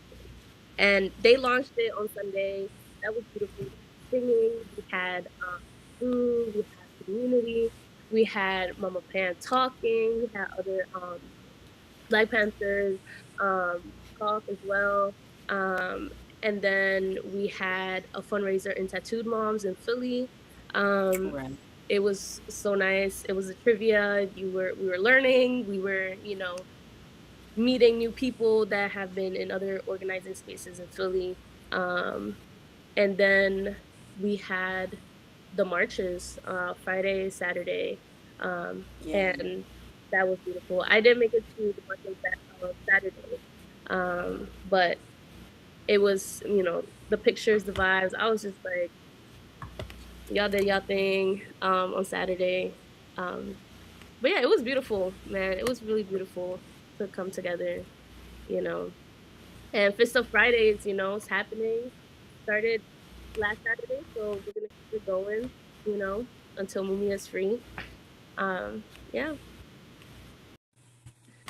Yeah, that march Yes. was. And let me share the screen. That march on Saturday, when it started raining, I was like, "Well, fuck it. I guess I'm gonna just be in the rain, and I hope I don't get sick."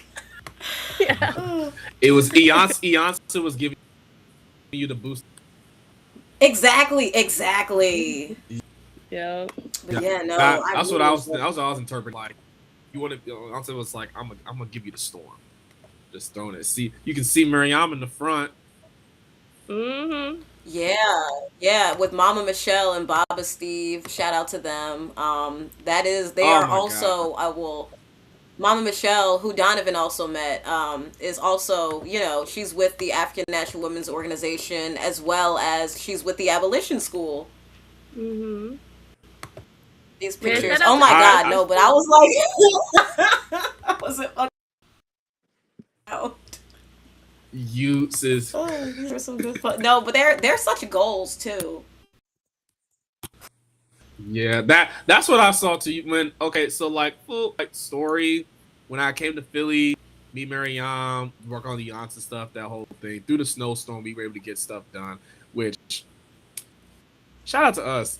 That snowstorm had every excuse to demotivate us, and we gonna get this shit done. But I was introduced to the two of them. Um, I was introduced. She brought me into the house, and mind you, I looked like I take my shoes off. I look to my left. It's a bookshelf in the living room. They got they got beautiful African architecture, lost the house and stuff like that. Like hearing like the families gather and chat with each other, seeing the two of them chat alongside each other. I'm like, this is like a dream space. This is low key like It what I is. would want my house to be like, but have a porch. I want to have a backyard. Mostly because I'd be sharing in the plants in the backyard. Mhm. That's mostly it. They are But like the Art. most like oh, I was gonna say they're just such no, goals as like a go ahead. revolutionary couple who have like aged together. Yeah. Mhm. Yeah. No, that's revolutionary love, y'all. Like that's the Right. type of love that we should try for. If you have a partner, ask he, her, like ask them, what are your thoughts on revolution? Are you trying to do a revolution? Because that's what I'm trying to be on right now. And we gonna be together we got to revolt together. Mm-hmm. Exactly. What's the call for your mom? Exactly. Exactly. But no, I know we brought up the news too, and like we didn't even talk about like the biggest headline of the week potentially, and that's the whole Supreme Court decision. There was a Supreme Court decision? You didn't see it? Was the No. voting Honey. one? Huh? Was it the voting rights one? Yeah. Yeah. Yeah, I'm surprised, Miriam, you didn't hear about that. But then again, you in revolutionary No. circles too. So it's like we got bigger You know fish. what's We electoral got bigger fish to fry. Damn. Do you have an article about it? Yeah, I'm about to send it to the link right now. It's gonna be from the Guardian. It's a Guardian article. But Okay, cool. yeah, they went back on the Voting Rights Act, and that was where a lot of the uproar came from. Was from that decision, and folks are talking about how it's going to be the 13th. It's going to be the 13th Amendment. They're going to go back on interracial marriage and stuff like that. But people talk about this. It's new. That's where I'm like, this is like they've been talking about this since the 70s. Like the empire. They've been restricting like black voters too in the South, like for years too. So Exactly. Yeah. Like this is like they've been doing these practices for a minute now. Now they just have legal precedent to continue to do them, if not go even further. Right. Yeah. Like it's like what Haywood said. Shout out to Harry Haywood. Rest in peace. Rest in peace, bro. Mm-hmm. Rest in power. Like I'm sorry. For context, Jelly, I started a Negro Liberation, and it's in so much. So I get giddy when I read that book because I'm like, oh my god, like it's all coming together. The black belt thing. Oh, he's going the UNIA and stuff like that. Oh, I can see how the Panthers apply. Oh my god, it's all here. It's all connected. It's all connected. It's so connected. I'm like what's his name? It's always. I was gonna say I'm like dude from like It's Always Sunny in Philly, and he has like the chart of all the different like points. Like, oh, he's connected to here. It's connected to here. It's all coming at once. But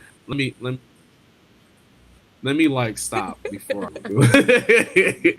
But no, like he talked about this specifically, how if you want a good general understanding for those who haven't read Negro Liberation, he talks about how to best understand the U.S.'s white supremacist capitalist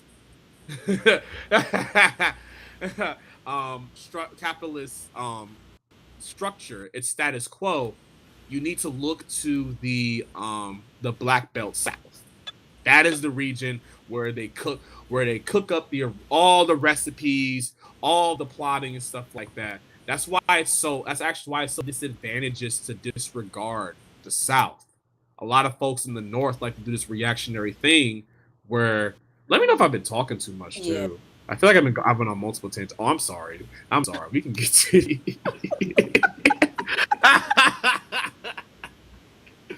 My fault. Y'all take over the converse. Y'all take over the combo. I was gonna say I don't know much about this Supreme Court decision. Yeah. No, Dominic, go ahead. Yeah, go ahead. No, you go. Yeah. 6-3 decision. It says they talked about how the Supreme Court in effect erased the remaining provisions of Sector 2 of the Voting Rights Act, which had protected minority votes against racial gerrymandering and voting dilution. They basically tried to so in Louisiana, they tried to gerrymander map, despite there being such a significant black population. They tried to gerrymander it to where it can reduce the voting power of that black population. Obviously, they didn't fuck with it. Got sent to the Supreme Court. The Supreme Court, though, was like, all you have to do is say it wasn't based off race. even though it's quite literally based off of race. And they basically give a thumbs up for them to, you know, race to like have racist gerrymandering practices, basically Yeah. going against the court and the Voting Rights Act. Yeah. And then that's why we That's Wow. have, W. Du Bois talking about this, in his time. Like, electoral politics is not going to save us because at the end of the day, like, both parties are for, right, capital and exploitation. So, now, like, Reconstruction, right? It says that um, the largest reduction in Black political representation since the death of Reconstruction. Um, Reconstruction was it's the key moment how the Right. exploitation of capitalism, was taken because of the disenfranchisement, how do you say that word? Disenfranchisement of, you know, Black people here, you know, You're right. in the US. So, yeah. it's a long struggle, man. Long struggle. Yeah, W.E.B. Du Bois was talking about how he ain't gonna vote for nobody no more. I want to say towards the second half of his life. I can't think of the quote, but he Yeah. was basically like electoral politics isn't doing shit if everybody's doing the same. Jelly talked about. They're doing the same thing. Hmm. Like, and then that blacklisting came Yeah. they came after him for Right. that too. They're like, we liked you when you was the talented 10th, when you was NAACP founder. We liked that W voice. What Hmm. happened? They're like, what happened, dog? You was one of our good ones, man. you was supposed to be the elitist dude. You're supposed to come to us eventually. Right. Yeah. But yeah, no, this is, and the people are the, like, like, low income Black, brown communities are the ones gonna be affected Right. by this. And, like, you know, Mm-hmm.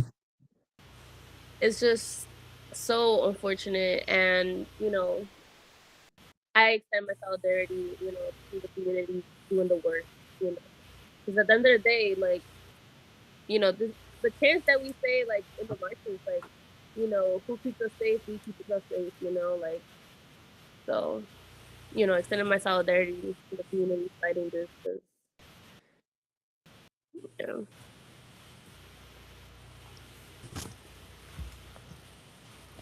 Yeah, yeah, it's just some shit. Like the electoral.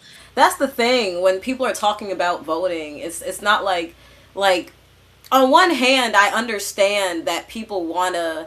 Actually, who said that? There was a tweet actually yesterday that I saw from Philly's Black Marxist. Shout out Philly's Black Marxist. yeah, He had tweeted, "Yo, if your votes are on the ballot in the first place, you never had that right to begin with. If it's on the ballot, if it can be Oh, that's a voted away bar. that fast, you never had That's a that." bar. yeah, No, I think even Malcolm talked about like this stuff being like they're like temporary rights, basically. Like they can strip them Right, away whenever they want to. These aren't like they're not framed as human rights. They're framed as civil rights. Like these are rights that like if they want to, you don't have to have. If yeah, they want to imprison you, congrats. You ain't voting no more. You're not gonna vote anymore. Or if they see this population voting away from the empire, they're gonna be like, well, we're gonna make sure y'all just can't vote at all. Basically, again, going into right, the gerrymandering. Like yeah, folks was calling the USA a genocidal nation in the for 40s. years. They was charging them with genocide in the mid 20th century. I need that energy back. yeah, I need that. I need that kind of energy. Well, we have that energy, but I need a lot more folks that have that energy. Everyone. yeah. And it's We unfortunate got because, like, some people don't understand the committed, like, like, the amount of problem that this comes until they get affected by it, right? Like, you know, Right, I know you guys were talking about the Iran war, and it's just kind of like, yeah, the gas prices are this high because you don't care about other people. That's not even like, they probably don't even care about people in their community, you know, like the amount of Right. apathy that exists is just insane in the West, you know, like Western, the global North, that like they see their problems as a unique thing. And while the global South is like, are gonna get the most impacted by climate change, like and environmental racism, all this, all these problems around the world. um and now they're crying wolf, like they're the victims now, you know so it's like, how do you even make somebody care for another person? And they probably don't even care about themselves in that way. Yeah. Yeah. That's a good question, because like people, it is interesting because like, for example, people talk about like, when the West is invading these countries, and when they lie about it being a just cause. Oh, we're doing this to liberate like women and children, for example. And it's like, even like, propaganda aside, you don't even care about women and children in your own country or 5 blocks down. So like, why the hell would you give a damn about women and children in like the Gaza Strip, or women and children in Iran? Yeah. I was gonna say the people that they bombed, most of the people that they bombed was kids. That Baby. first initial headline came out when they declared what literal babies, Hmm. Babies. boys and girls were killed in that bomb. It was a school, like Yeah. A literal school. a literal school. Like we already know they don't give a fuck about education here. If they give a fuck about education here, by the time we're alive, it wouldn't be it wouldn't be called the United States. Everybody be calling it Turtle Island. Hmm. But Exactly. they for damn sure don't want an educated global South population. Like, cause look what happened with Kwame Nkrumah, Patrice Lumumba, when they got an Man. education, and they realized that their conditions are now are a dependent condition. When Walter Rodney got an education, became a professor, a revolutionary scholar, and he was like, hold on, like they're making Africa underdeveloped so that it has to be reliant on the West. Like, Hmm. look what happens when the global South fully educated on the present moment. They revolt.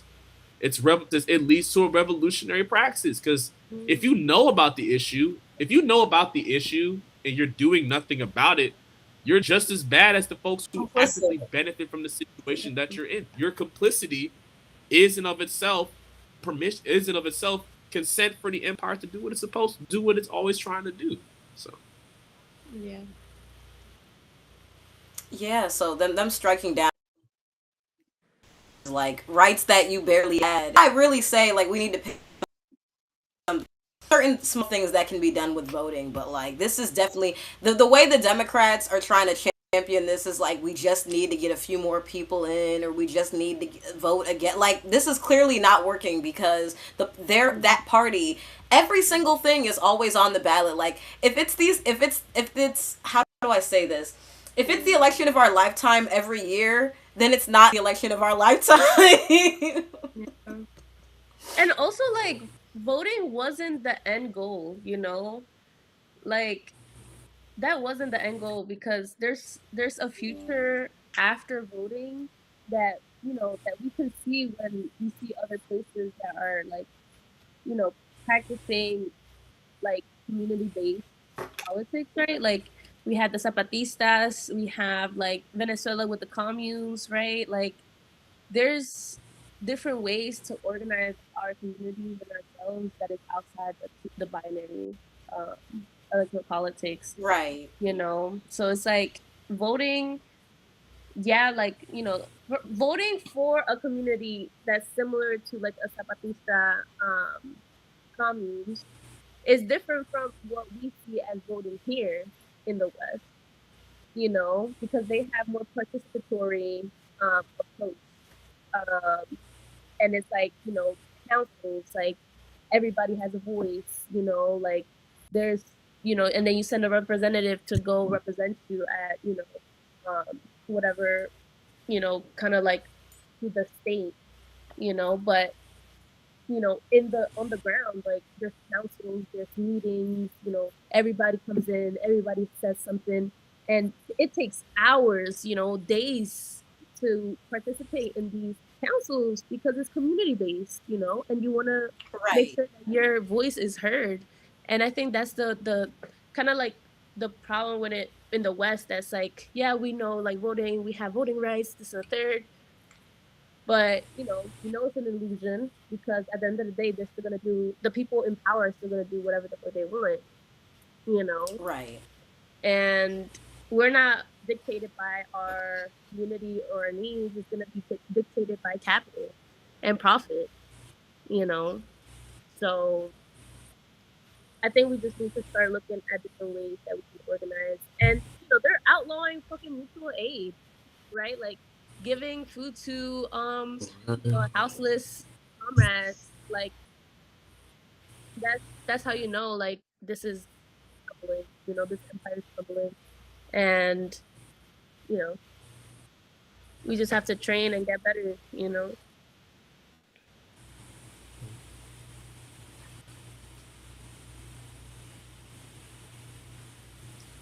I'm seeing folks online get a little upset when folks bring up the fact. I saw a reaction to one post where someone was like, "My ancestors fought for freedom, not." They said they fought for freedom, not for the right to vote, or not solely for the right to Mm. vote. Like you said, like it's the end. Like it's the end goal. The end goal is freedom. Right. Like the It's enslaved. Right. The end goal. The end goal of Africans is freedom. The end goal of indigenous folks is land back.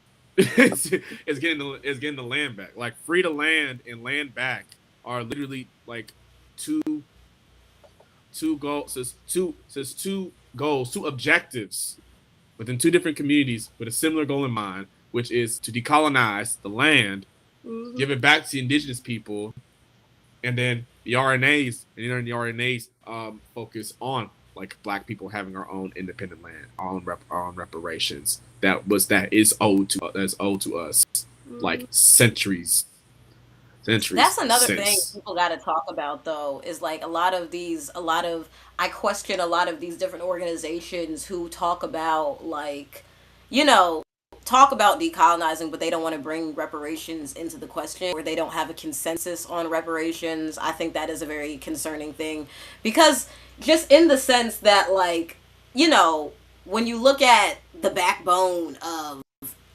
North America, but just the world economy is like the transatlantic slave trade is just like, so it's such a primary thing. The fact that you don't think there's some reparations that are owed for that is absolutely insane. Like, Mm-hmm. Yeah. It was crazy talking too. about like There's entire these societies.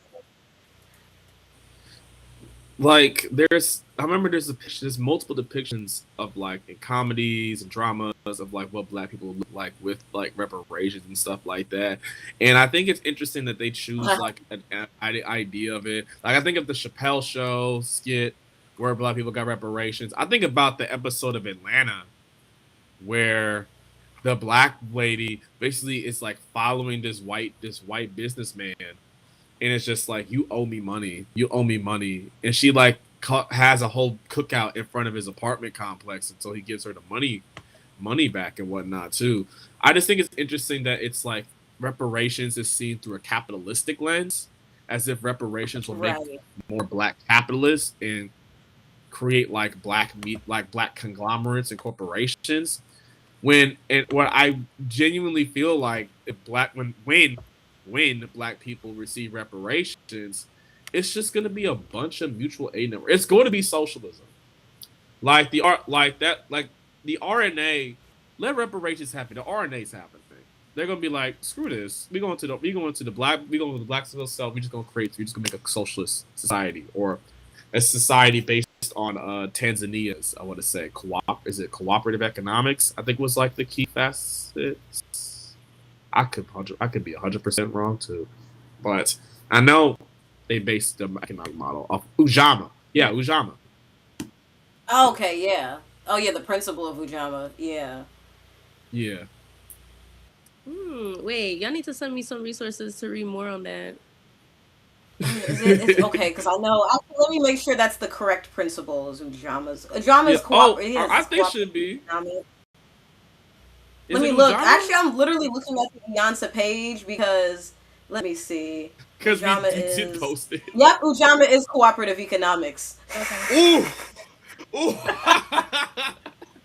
my heart, my heart was racing. I'm like, I hope I didn't fuck this up on the My heart, live. my heart. Yeah. Also, why is the Ooh. dome says peace? Hey, Also, Rakeem. you can join the stream, dog. He can always. I mean, yeah, he can join. He got the link, but I mean, because like we're just having. That is true. We gotta raise money for this damn print. We haven't. I hope Yeah. we haven't reached. I'm not gonna lie. We gotta get. If everyone gives us $1, right? Like then, if every one of our followers Dollar. on all of our platforms gave us $1, we'd be set. But right now, we don't have a lot Yeah. of our goal. I'll say. Yeah. $1, But yeah, please. Get this print yes, Oh, he's on everyone the out. give us road. Yes. Fund revolutionary media, y'all. Fund revolutionary. But it's Mm, also crazy too. There's a lot of like revolutionary media and outlets and organizations. They've all talked about um how like financially like shit's sitting the fan because there's targeting these orgs like Scalawags dealing with funding stuff. I think abolition schools say they're dealing with their own unique set of problems as I well. could imagine. I could imagine, right? I yeah. think y'all just been targeted. Yeah, I mean, like when you try to, the truth is always gonna be uncomfortable for the people in power. So like, and we still gonna get this shit out. You know what I mean? By any means necessary, we still gonna get this shit out. So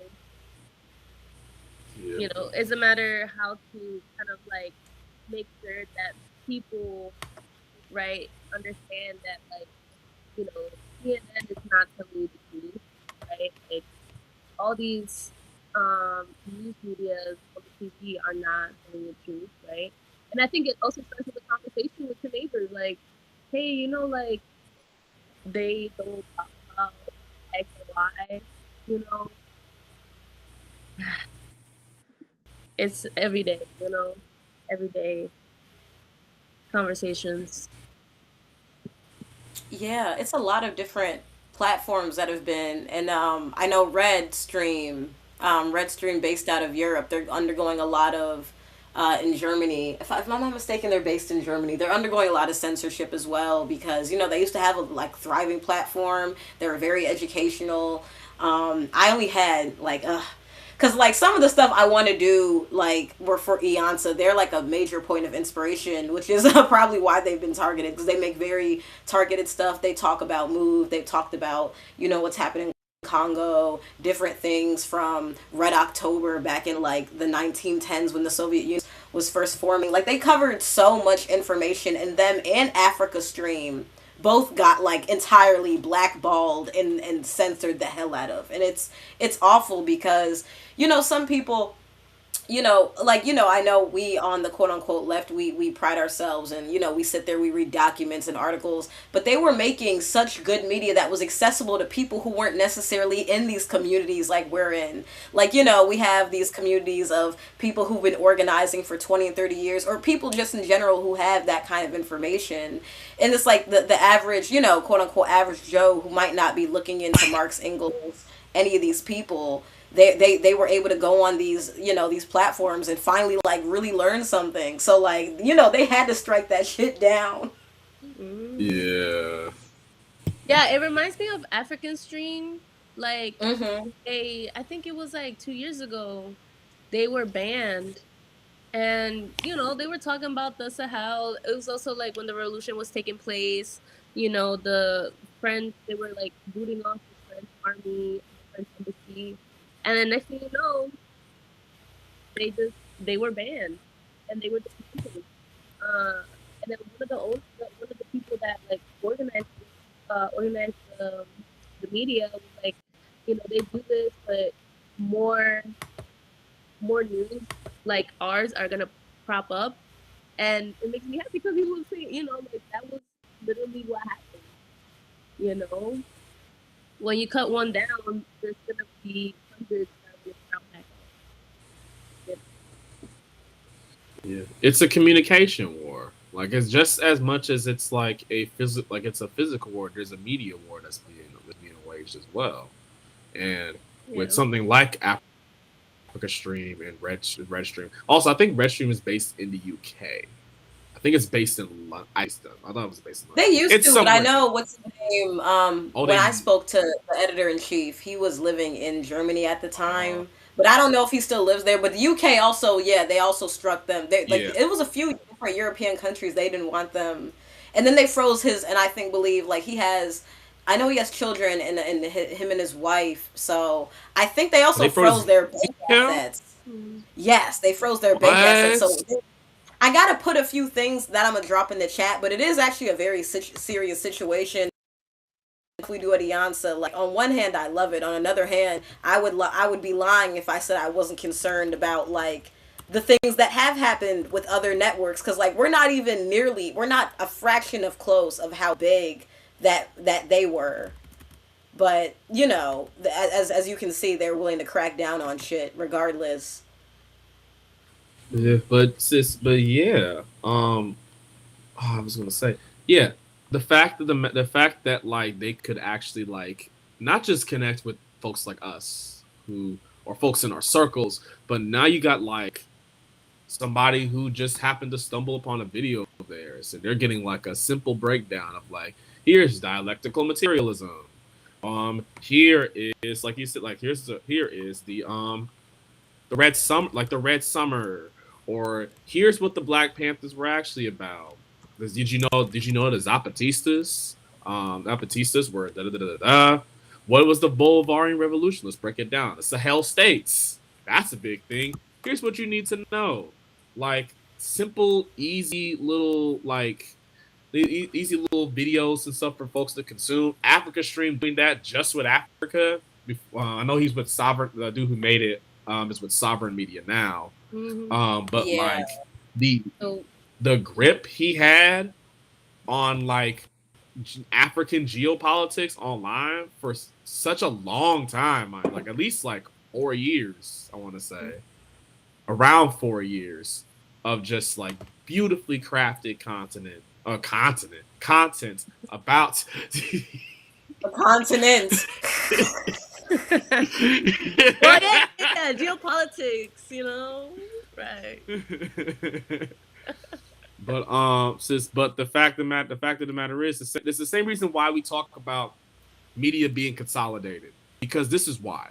This is what happens when you have the same people owning all the media that you consume. Anybody that creates media counter to that is pushed to the wayside or they're cut entirely. So it's a war. It's a communication war. Who holds the ability to create the message is pretty much the Mm, winner. Yeah. okay, so they And were then, based in Turkey, but a part of it was yeah. I was gonna say I saw that they applied. I saw that there's a job application. I almost applied for it. Man, so that's what happened a few years ago.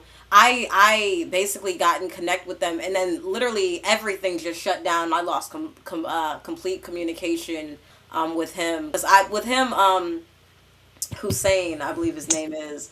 Like I had spoken to him and a few other things. I had a brief Zoom meeting with him, and then I just completely lost communication. I was trying to figure out what was going on, and now that I see some of the stuff, I can see why they were no longer operating. And they're doing some of the stuff that I want to do with Iansá eventually. Eventually, I do want to make this a platform where like people do are paid for their work. But because like, that gives more drive and initiative for people to like step in. So I can understand why like people shut their shit down. Because like also they had like a thriving community on top of that of people who were connected. They had connects in Gaza and some of like the places around the world where people were able to like, they had like really like a network of comrades on the ground in different places reporting. Mm-hmm. And it's such a shame that it got shut down. Yeah, I think about like safety, you know what I mean? I think about like protection of our own communities, right? Like we need to like have like our own computer science people, our cybersecurity people, because it's like, at the end of the day, like right now, right, it's like narrative, especially with AI coming in, taking over, like, and surveillance state at its, maximum, you know, top performance. Like, we need to see how, like, we're protecting ourselves through our data. Our data is probably the most paid for um thing right now. You know, so Yeah, and Yeah. And I think that's another why thing, these tech. I mean, Donovan, with the initiative we're trying to work on, with the initiative we're trying to work on, you did bring up that you wanted to see different forms of communication that are not reliant on any kind of cloud or something because of stuff like this, because like repression has gotten to like even the fact that like the Iansa group chat for like our core staff is on iMessage. We have like we also have like stuff on Signal and a few other places, but like even those have been possibly compromised before. So like we know eventually we might have to move to a different platform to do stuff, or our YouTube might get, one day if it grows, it might get like uh you might get strucken down to the point we might have to move to Rumble. We might have to move to some of these various platforms because the way things are going, it is a bit concerning, regarding viewership, but also just overall, like, the fact that we have to make certain posts and do certain things because, we know for a fact, like, some of our stuff probably is going to get shadow banned. yeah, yeah. Yeah, and there's an avid movement to make. I was gonna go back to Jelly's earlier point. It's kind Mm-hmm. of and touching on Marion versus two. Like there is an avid movement. There's been an initiative like to add a fascist element to like the tech to like that tech sector. Like there's that's a reason why certain groups of disenfranchised people, of marginalized and oppressed people, are dissuaded from like tech, not from the tech sectors, from like those, from like the, just like not in just the graphic design, but like all facets of it and stuff like that. Like being able to create a website or create some sort of network is dissuaded, and even then, to do that for the sake of revolution is dissuaded even more. Like it's cool. It's cool if you can create something that can be connected to, like, it might not be with like the white tech bros in Silicon Valley, but you might have something similar, and you might just make it for like the general black women's population, the general queer populations, and so on and so forth. To use those skills for revolutionary struggle leads to what we see with like Red Stream and Africa Stream, where you're getting shut down because now you have an understanding of technology that is on Right. par with the very people who are actively AIifying society. There are literal Mm-hmm. like scientists being kidnapped and killed who have Mm-hmm. talked about AI turning the globe into a surveillance planet that Yeah. they're trying to Right. make that they're trying to intensify surveillance to the point where you can't go anywhere on the planet without being watched. And now all of a sudden they're disappearing. Yeah. Scientists are disappearing. Folks are like, I might have found something for cancer. Gone. Gone. Right. In like the next week. Like Yeah. it's desperation.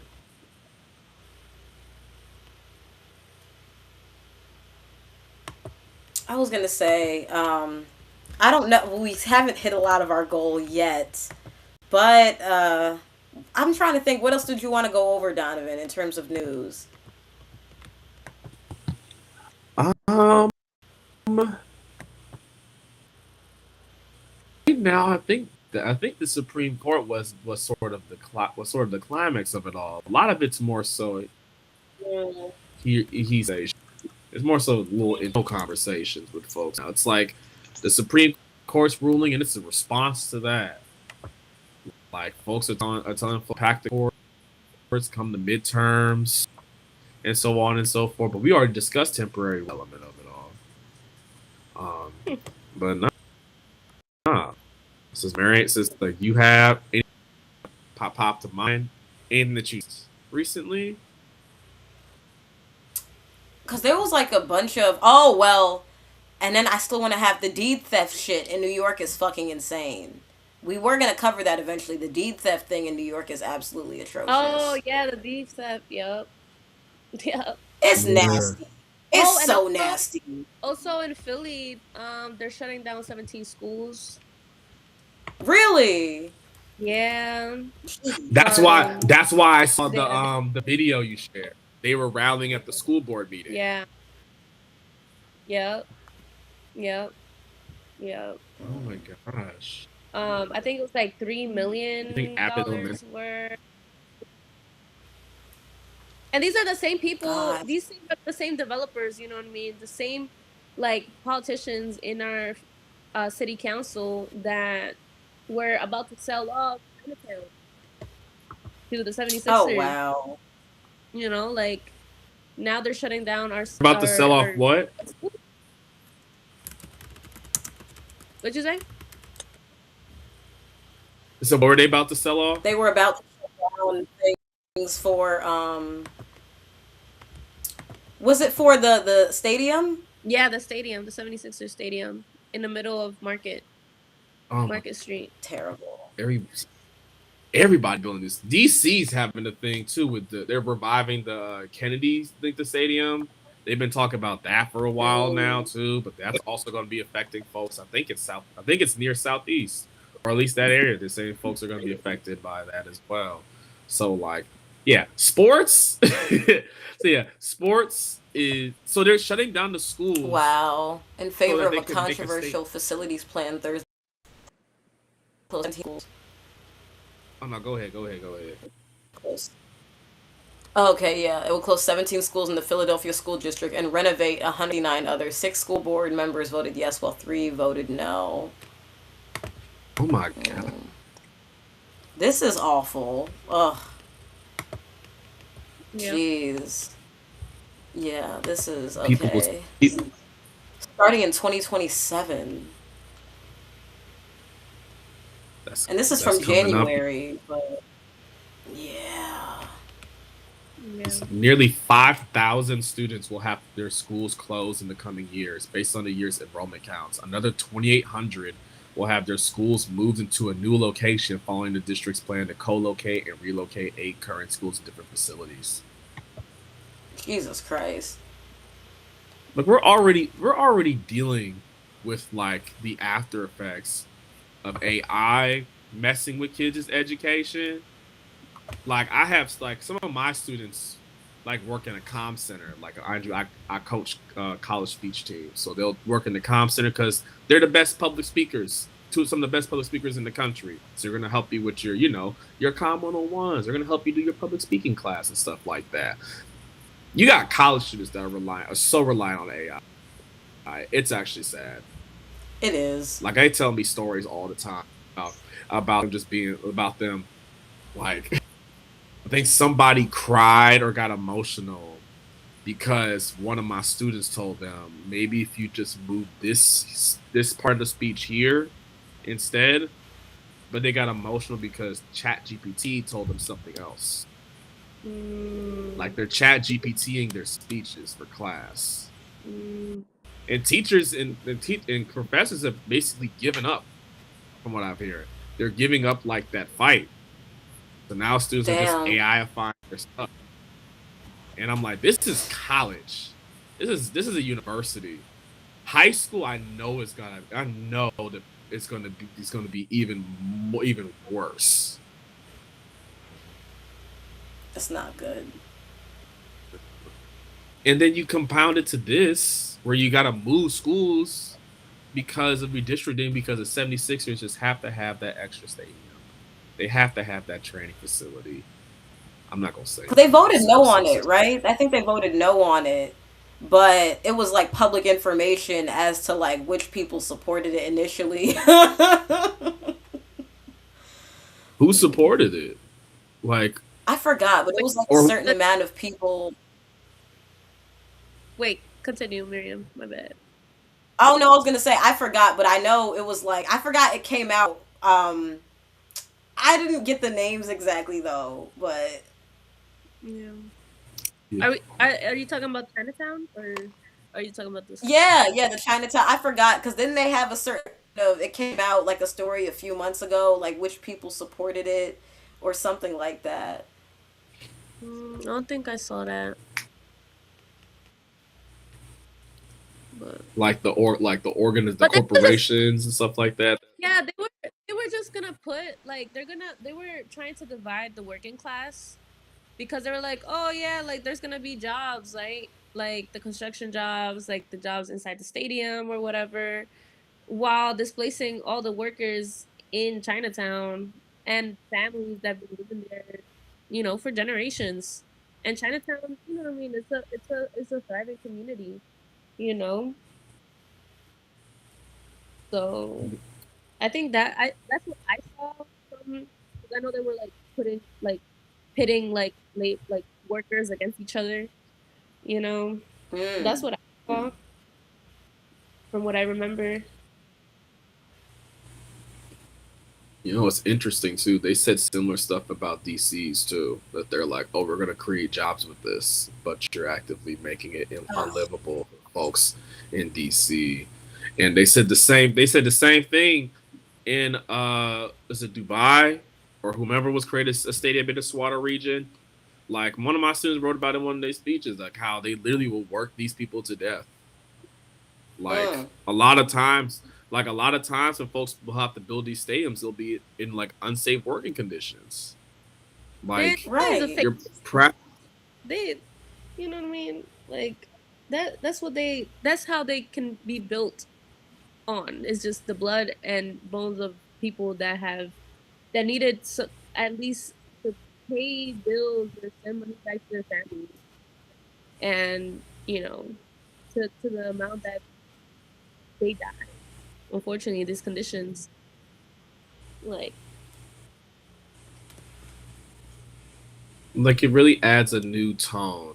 Like it adds a new tone when you think about how the seats that you sit in at your during your favorite NFL team, NBA team, or like with me recently, like a pro wrestling event, to think that like the blood that came from making some of these stadiums, because some of these stadiums are like a century old, or like Yeah. almost a century No. old.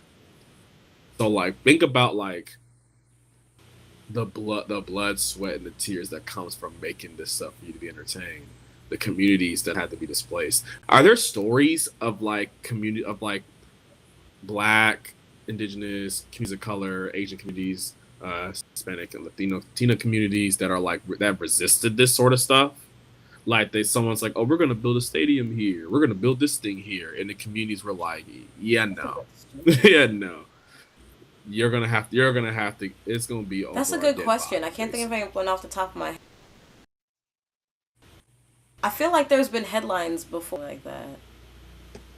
yeah. Because I think like like Brazil in like I know there was a lot of like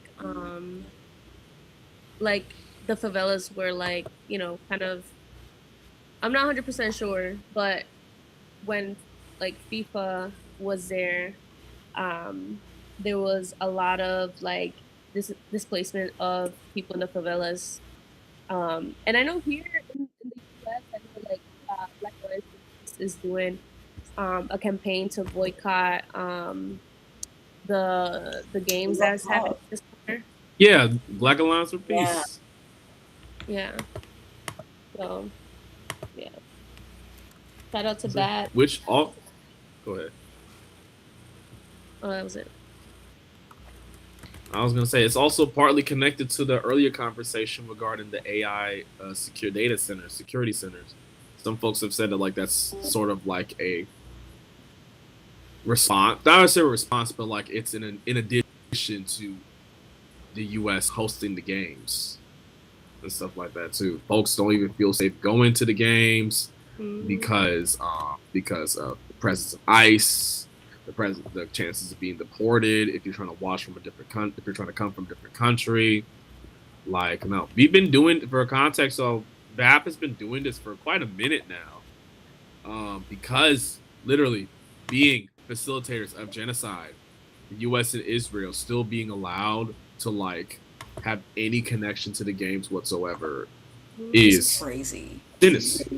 It's sinister. So please, if you can't, I will like send a link to the actual um, description, the actual page on BAP's website, and please fill out the petition. Boycott the games. Spread it to your comrades. Spread it to your friends. Like sports, if we're already touching on sports and and politics, have always been connected to each other. They've always been a reflection of national interest, national pride, and in many cases like this one, empiric expansion. Yeah. So please sign a petition. Games. There was a video that was been circulating about how like the Palestinian League, I think it was like I think it was football, that the head didn't want to shake the hands of the Zionists, and that was a whole uproar. The head of the organizing for the games was like, "Oh, you have to shake his hand," and you know, the guy was like, "He's literally killing my people. Why would I shake his hand?" I don't know if you guys saw that video, but actually, it looks like I remember that. Found it. This was crazy. This is from 8 Hours. The Middle East Monitor refused to shake hands with an Israeli counterpart during a FIFA protocol. Wow. That's crazy. Actually, yeah, they try to shake his hand live on stage. If they have, hopefully the article has the video too. Bro's out in the kafia, talking, like telling, like refusing to shake his hand. Like he shook it. I think he was like, I don't know who the other dude was who he shook with, but he just dipped. Bro was trying to walk up towards him. He just walked the other way, straight to his seat. Yeah, because why would I? Oh, there's a quote by George.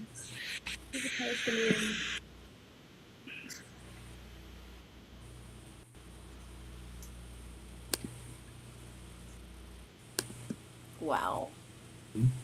From the FIFA platform, we took a clear principled position by refusing to shake hands with a representative of the Israeli Association. He said it was an affirmation that national dignity is not subject to protocol considerations and out of respect for the sanctity of our people's blood, including our athletes. Period. Exactly. They said we're not shaking hands with the devil today. Oh, I found the quote. It says, "Shame on my hand if it shakes a hand that has struck the necks of my people," by George Chabad. So who's the who's the founder and first general secretary of the Popular Front of the Liberation of Palestine, PFLP. So my man's been saying this. Yeah. You've been about that action for a minute now. Imagine there was a Will Smith Chris Rock where it's in his hand, he just popped it out of him. just straight up. He just walks up, just bow, just oh. Do you think that was planned? What, the Will Smith Chris Rock thing? Yeah. Ooh. Oh, that's a good question. I don't. Because they're all, you know what I mean? They're all Zionists. It's like we have to entertain the Oh, people, well, Yeah, that's fair. yeah. you know? Damn, yeah. Is Jada Pickett a Zionist? She probably has some kind of connection via her husband, like, because Yeah. I think Will I Tupa- Smith. don't Yeah, know. I never heard. Will Smith at least supports the UAE. He went to Dubai. I know Yeah. he's been to Oh, so Dubai they're still before. blood regardless. Yeah. Yeah. I remember seeing that video. I'm like, this ain't very fresh of you, man.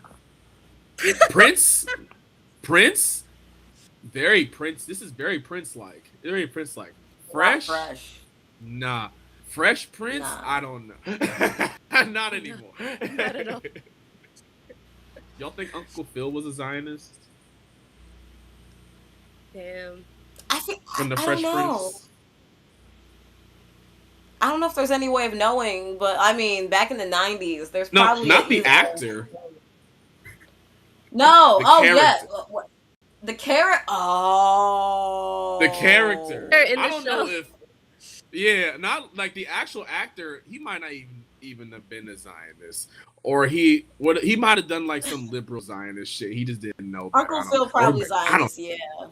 Yeah. I Yeah, don't see him having I all think. that money and being in that position he has and being like, ooh, Yeah. I'm gonna criticize Israel. Yeah. I'm gonna Like, criticize the state of Israel with all of my money that I have as a member of the Black Boule class. Oh, that's a good question. was the Black Boule too. Yeah. A lot of like black sitcoms were just like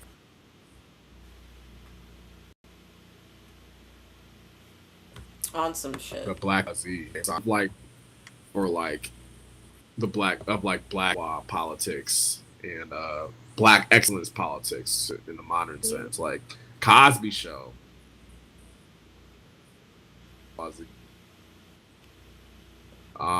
Fresh Prince in that case, but it's also like maybe low key living single, low key, not as much, but A little like bit. my A wife little and less kids, them, but black a little suburban, bit. yeah. My wife and kids was suburban, was like suburban black family. Was Bernie Mac kinda in the same vein where like they're a black family like the suburbs, but like Mac was like working class dad or working class uncle the entire time. Blackish, black bourgeoisie. Without a doubt. Was that as well. That's the modern day like black. That was black excellence. Huh? What about Insecure? I know because Amanda Seals was on that, and she's like pro-Palestinian now. She's not even like her character on the show. Her character would not like her in real life. Like, right. I was gonna say Amanda 'cause Seals I definitely honestly, didn't like her. it's interesting. It's really interesting because yeah, the initial way I found out about Amanda Seals, yeah, was because like I'm not a really big Insecure fan, but I did watch the show. And then when I saw her Yeah. took all these radical stances, I was like, oh shit, I would have never assumed that like she had really any. I thought she was just the average like black Hollywood actress. That is why like a part of the stuff she does stand on, I'm like, wow, like she does take a pretty decent stand, and then she's up there, and it's like, and I'm a relatively big Issa Rae fan, but it's like I do not see Issa Rae speak out the stuff that Amanda Seals does, like, No. yeah. Yeah. Like To Amanda kind of Seals, answer come on. go ahead. I knew about Amanda Seals because of her like small doses, and like she would talk about like the black radical tradition, and kind of like being a black woman um in in this reality. And then I found out she was insecure, and then after the whole like she came out speaking about Palestine, I was just like so grateful that at least there's people that at that time, there was people that were like, all right, yeah, no, this is where I stand. Because a lot of people weren't doing that, right? They were afraid that they were going to lose their job, this and the third, right? But he was standing 10 toes down. 10 toes. 10 toes. I would say Insecure. I'm not sure if it's Black Bourgeoisie from what I saw, but I do know it's very much Black excellence.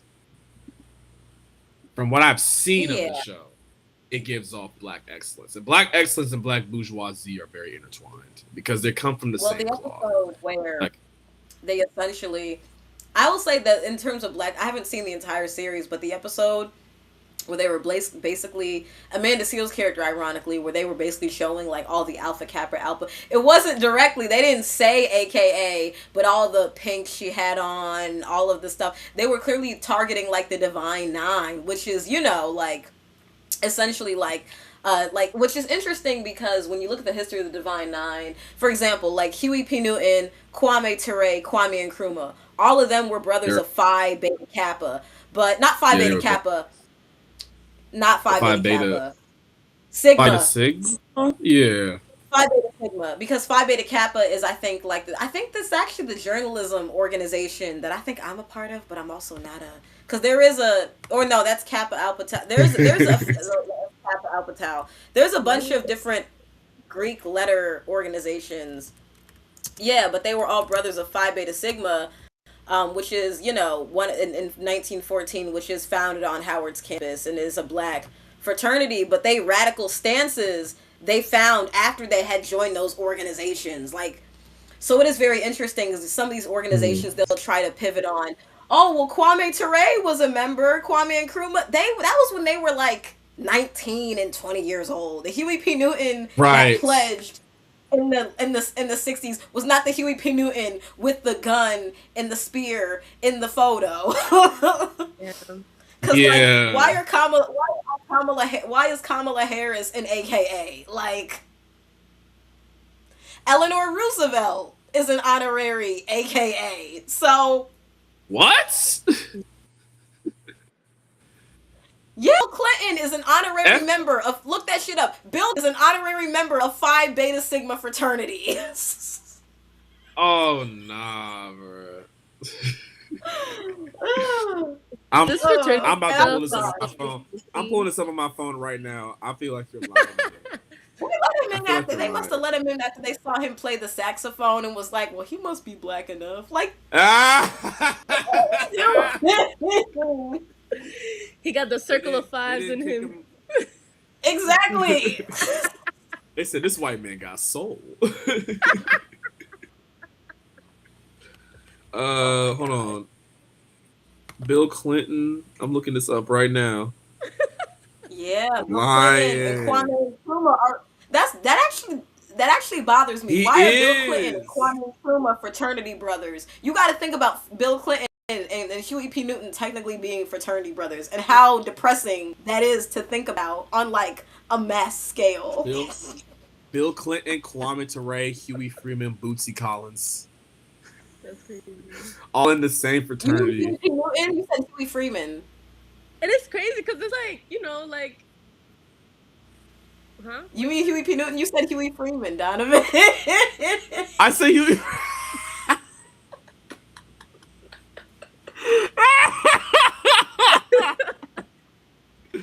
Oh my! I did my fault, dog. Huey Freeman in the blue and white. My fault, but no. Huey P. Newton, Bill Clinton, Kwame Nkrumah, Bootsy Collins. One of these is not like the other. One of these is not like the other. I love Bootsy. I love Boots. I love that era. I love that era of music.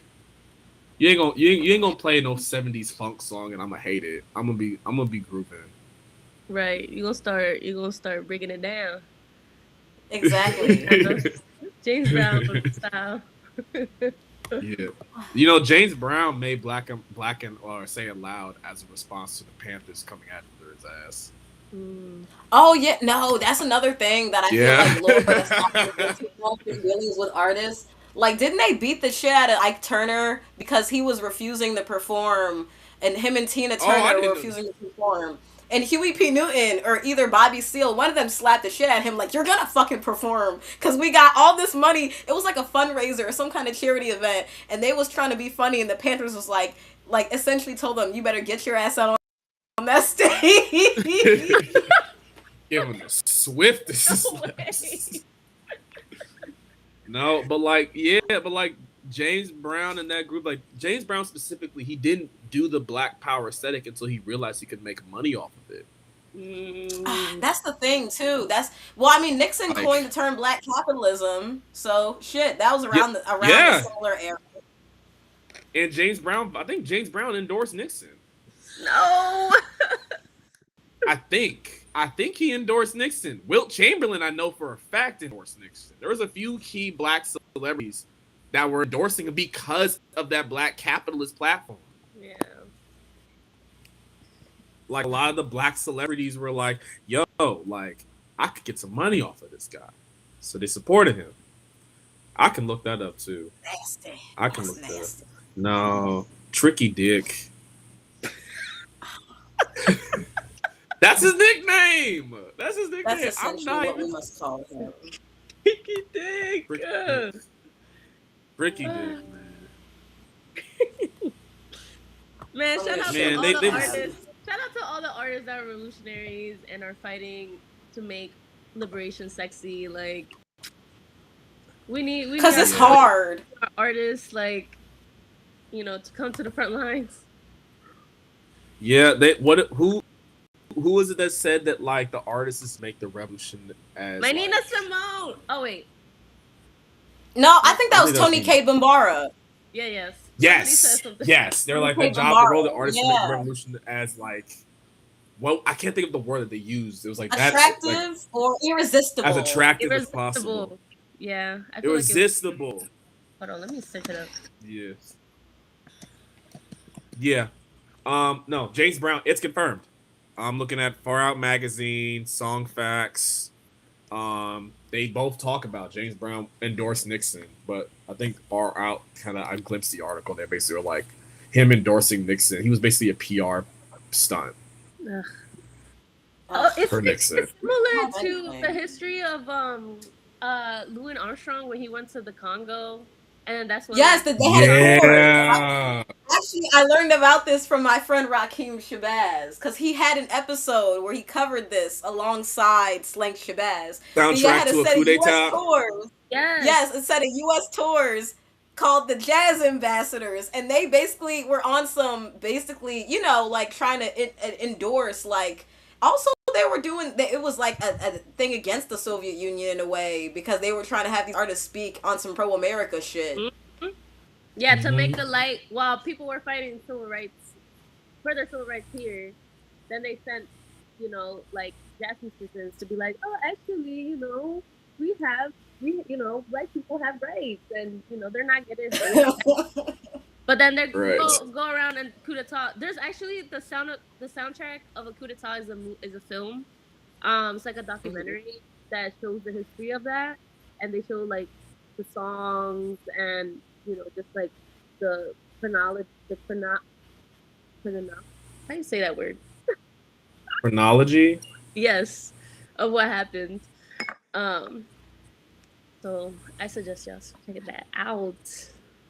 I need to finish that movie. I'm like Because I halfway know, done. I meant to watch that after someone had written about that. Like they had Matt, comrade Matt, who's in, I believe he's in the DMV area. He wrote an article called like 10 black. It's like several black films that should be on, and one of them is about the murder of Fred Hampton. He did talk about soundtrack to a coup d'etat, and I've heard about that film several times. I know which I one you're haven't talking watched about it. too.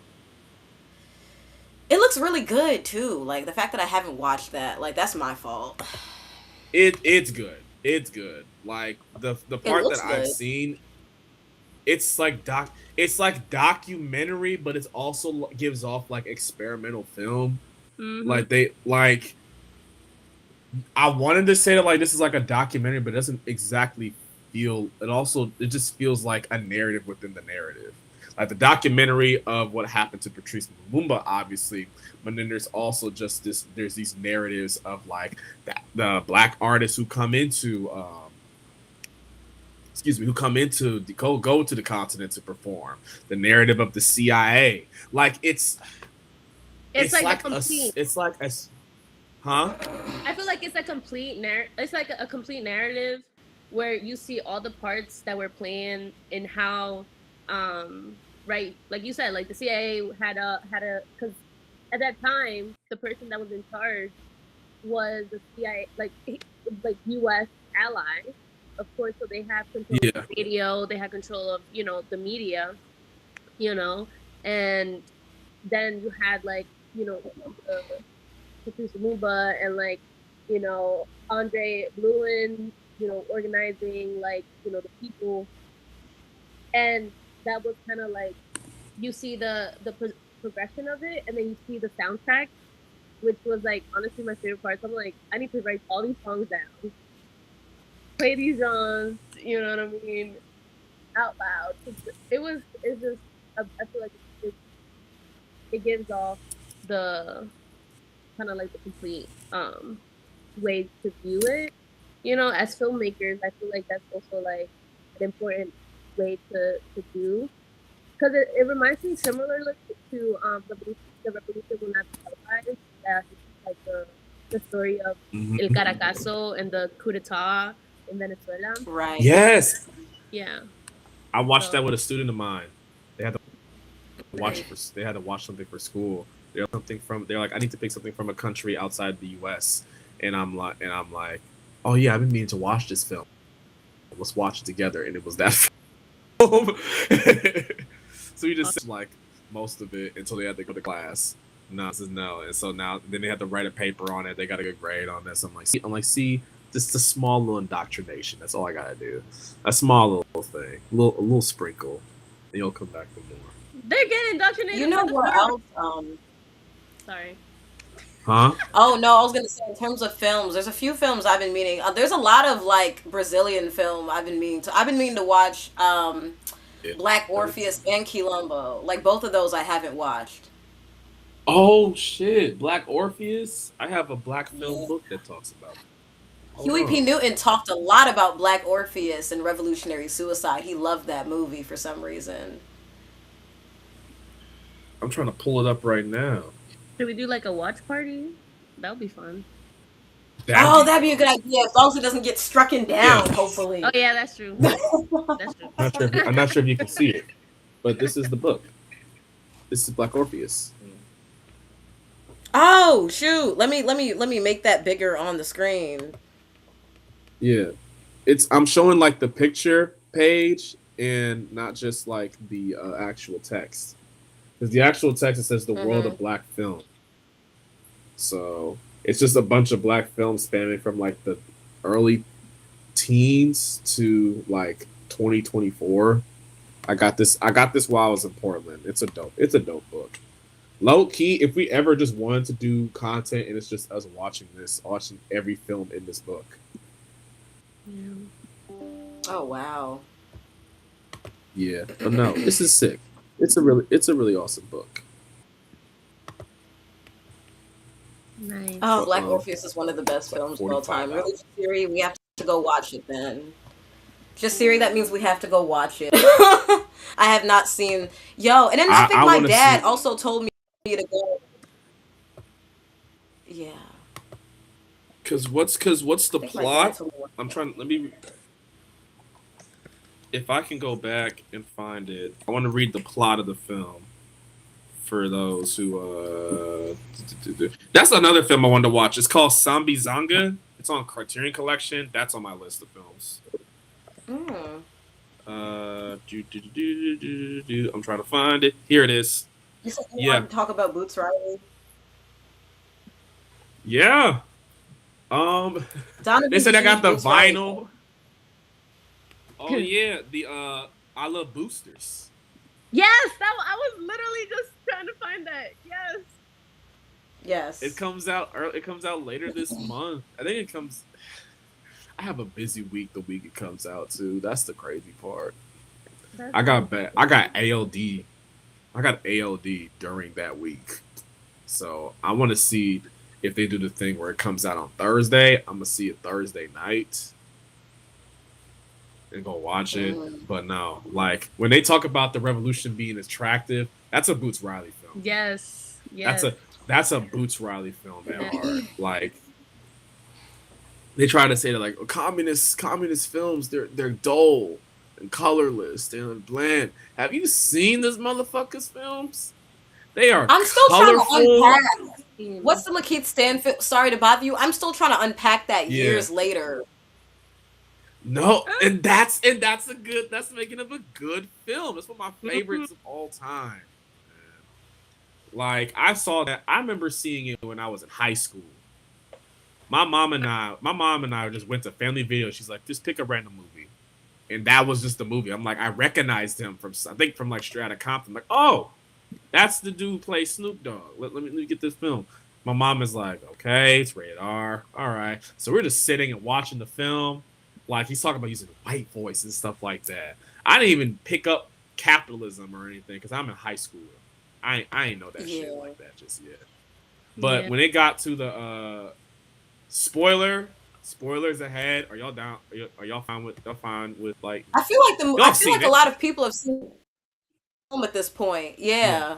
What But when movies? they get to the excited the rising action when he goes into the bathroom stall Right. and Mm. shit like that, my mom and I kid you not, our faces were literally exactly like this. We were like, we were we were so shook. But I was like shook and like, oh, this is cool. My mom was like, why are you watching this? Should I take this out the Xbox? But we sat through and we finished the movie. And my mom was like, what did we just watch? I'm like, I don't know, but it was cool. And then in high school we started watching it and we were like high school, college. I'm like, oh, this is just capitalism. Mhm. That's what he's talking about right now. And then I watched it recently, like last year, and I'm just like, oh, I Boots Riley, the goat. Also, I'm a Virgo. Like, it's I haven't seen actually that a fun. yet. It's a great one. It's about this 13-foot tall black boy. Basically, he's played by he was in Central Oh, Park I Five. know. Oh my God, I can never remember his name. And then he came to Philly actually when the Central Park Five came to Philly. Well, the Exonerated Five came to Philly. I can never remember his name. Michael, not Michael. Is it Michael? Just assume Can never every remember his black. name. I feel terrible.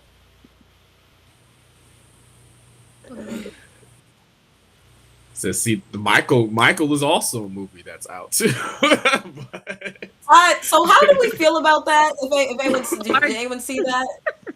I'm gonna oh, try to see it this weekend. wait, But it's coming out. this year? no, I'm Yeah, I'm gonna it came try out and a see few it. days ago. Oh, Jarrell It came Jerome. out His name was last week. Jarrell Jerome. Yeah. He said Michael. Michael was an okay movie. It wasn't as good as the Jacksons in American Dream. The '90s one. What'd you say? What'd you say, Jelly? Oh no, I was just thinking about who cloned. They cloned Tyrone. Yo, that was another. Yo, that was. Now, I I really love liked that Ghost of movie. Tyrone. I love that movie to death. Yeah. That movie is so No, good. and this is crazy because do you guys remember the Popeyes advertising with I think it was like Hennessy. Yo, I forgot about that. as I black people, forgot. That Wasn't shit. that during It's the like Super there's a Bowl psyop. It's too? a psyop, y'all. as a black person, I Wasn't it? said to myself, "What are we doing?" That was during the Super Bowl. That was during the Kendrick Yes, Super Bowl. Oh my I think it god, because it was was. a new. I forgot about. Oh, And I had seen this film, and I was like,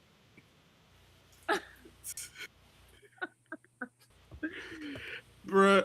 oh god. Pillboy actually sent me a post about about the Popeyes collab with Hennessy. And I immediately said, "This is some Dayclo Tyrone bullshit." It's in the chicken. It's in the chicken. Let me find out. Let me find out. Somebody I know is like, oh, I actually got to try the Hennessy combo, the Popeyes Hennessy thing. I'll be like, That shit. my man, Because who else are they trying to target with that? definitely not the Italians that own the fucking place.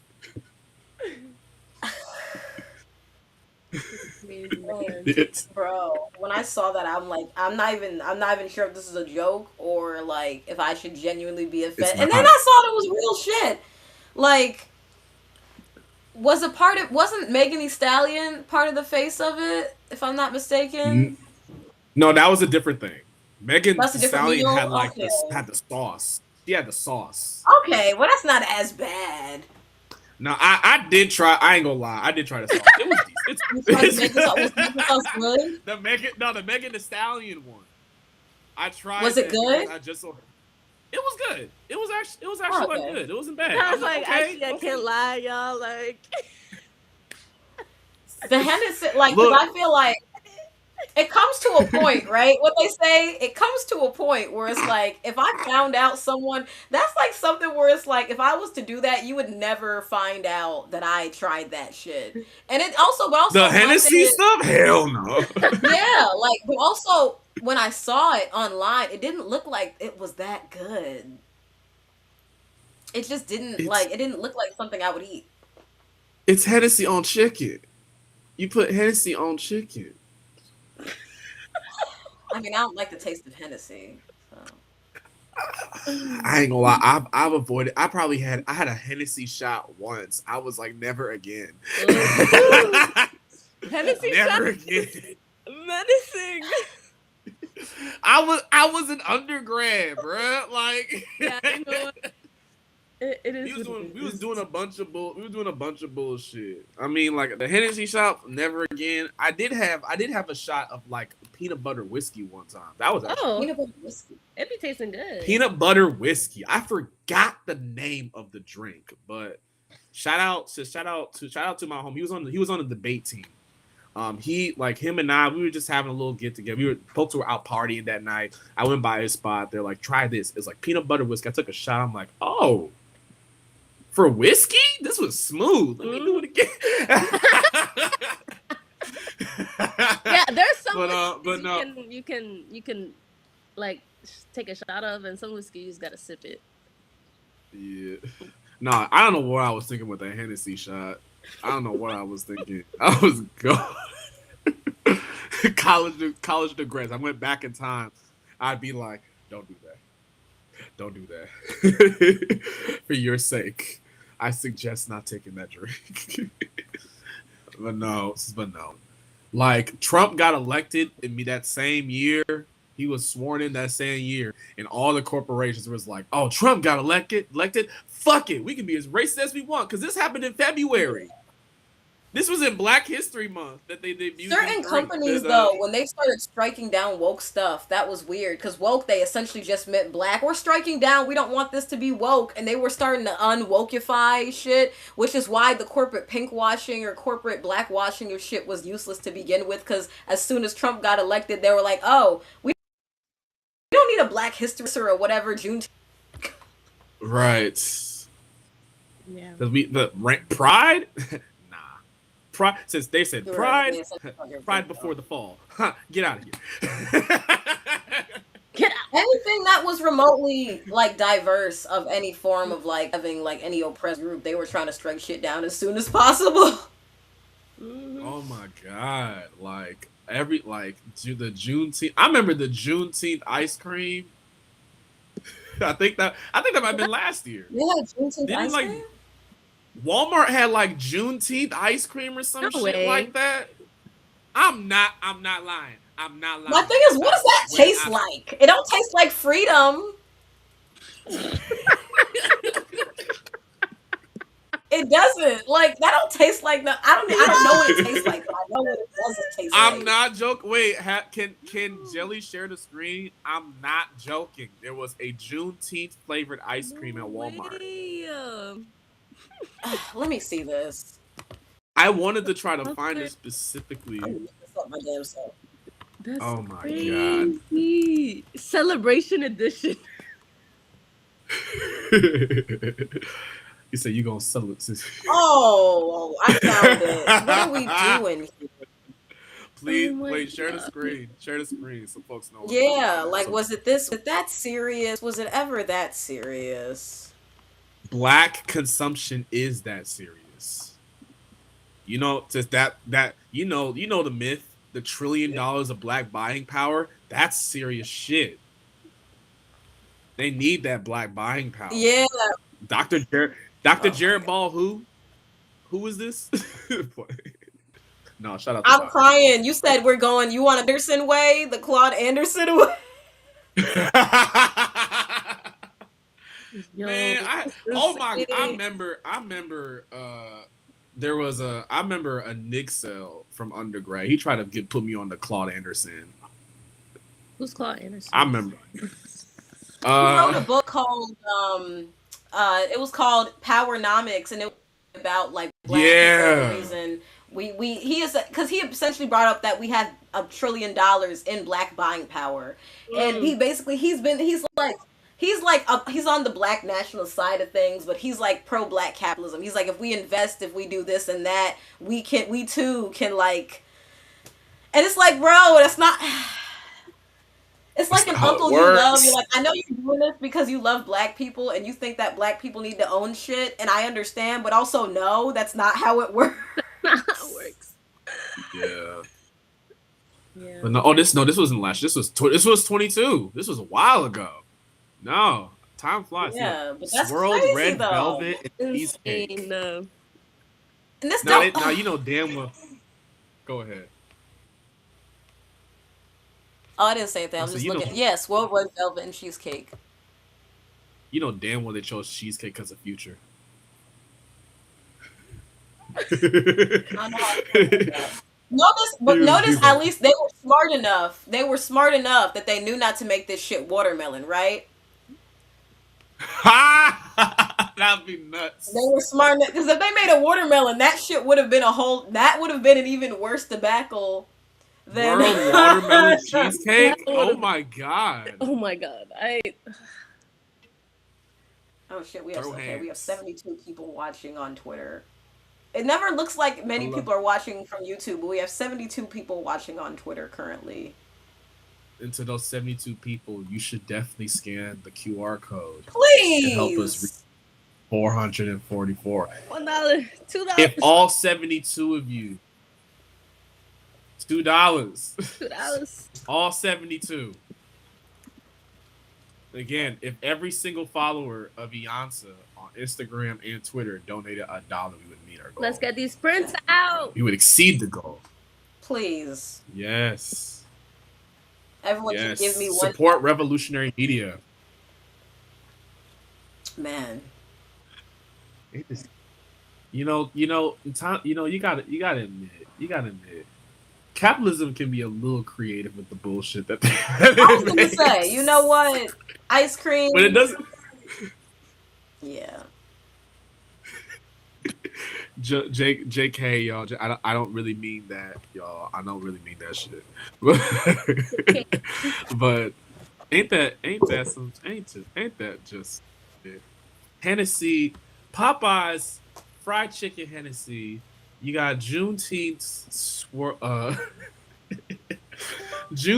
ice cream. Did they I'm have trying the to think Pride of some one too? most. They had The what? the They had Pride to. one. They had to. And then what is that? Okay, then what does that? I mean, that one you can get away with it by making it rainbow flavored because you already had the pre-existing picked out. At least that one you can make it a little bit easier on yourself. But then it's like, I want to know what these ice creams taste like. Damn it! Not freedom, not equality, not justice, none of that shit. Not even. I don't even think it tastes like black X. Nah, it might taste like black X. Hold on. Even like, y'all, we made it. We got our own ice cream flavor. What the fuck is that supposed to do for me? I'm still broke. That's the thing. They be like, And that's it the has thing. They be giving us sentimental things that are ornamental. or like instruments. Ornament. What did Malcolm X say? They'll try to appease us with like essentially bullshit to make it look like we're Yeah. progressing. Hey, Symbolic, like symbolic victories. exactly. He'd be like, you don't have shit, but hey, niggas, have some ice cream. Like, are you fucking serious? That's the illusion of capitalism. You think you have options, but it's all the same. The illusion of choice. Just on some, hey, have some ice cream. That feels like the smile and have a Coke, bitch. Like, have some ice cream. Are you sick? Are you sick of oppression? Try our Juneteenth ice cream. You feeling chained up? You feeling chained up? Get the unchained flavor of ice cream. Unleashed. Great value unchained is crazy. Like it's Django Unchained with the ice cream. Oh you know, no, Ben and Jerry's wouldn't do something like that. Ben and Jerry's ain't stupid. Bell's going to say Ben and Jerry's Unchained. Out of all the companies, like, mind you, they're still a corporation too, but they're a little bit more ethical. I mean, it took them a second, but I think they pulled out of. I think now you can't get Ben and Jerry's in Israel. Yeah, well, one of them left. Yeah, the CEO was like pro-Palestinian, and they won occupied Palestine. Yeah. So their ice cream's still a little expensive, but you know. Was it Ben or Jerry who left? Huh? Was it Ben or Jerry who left?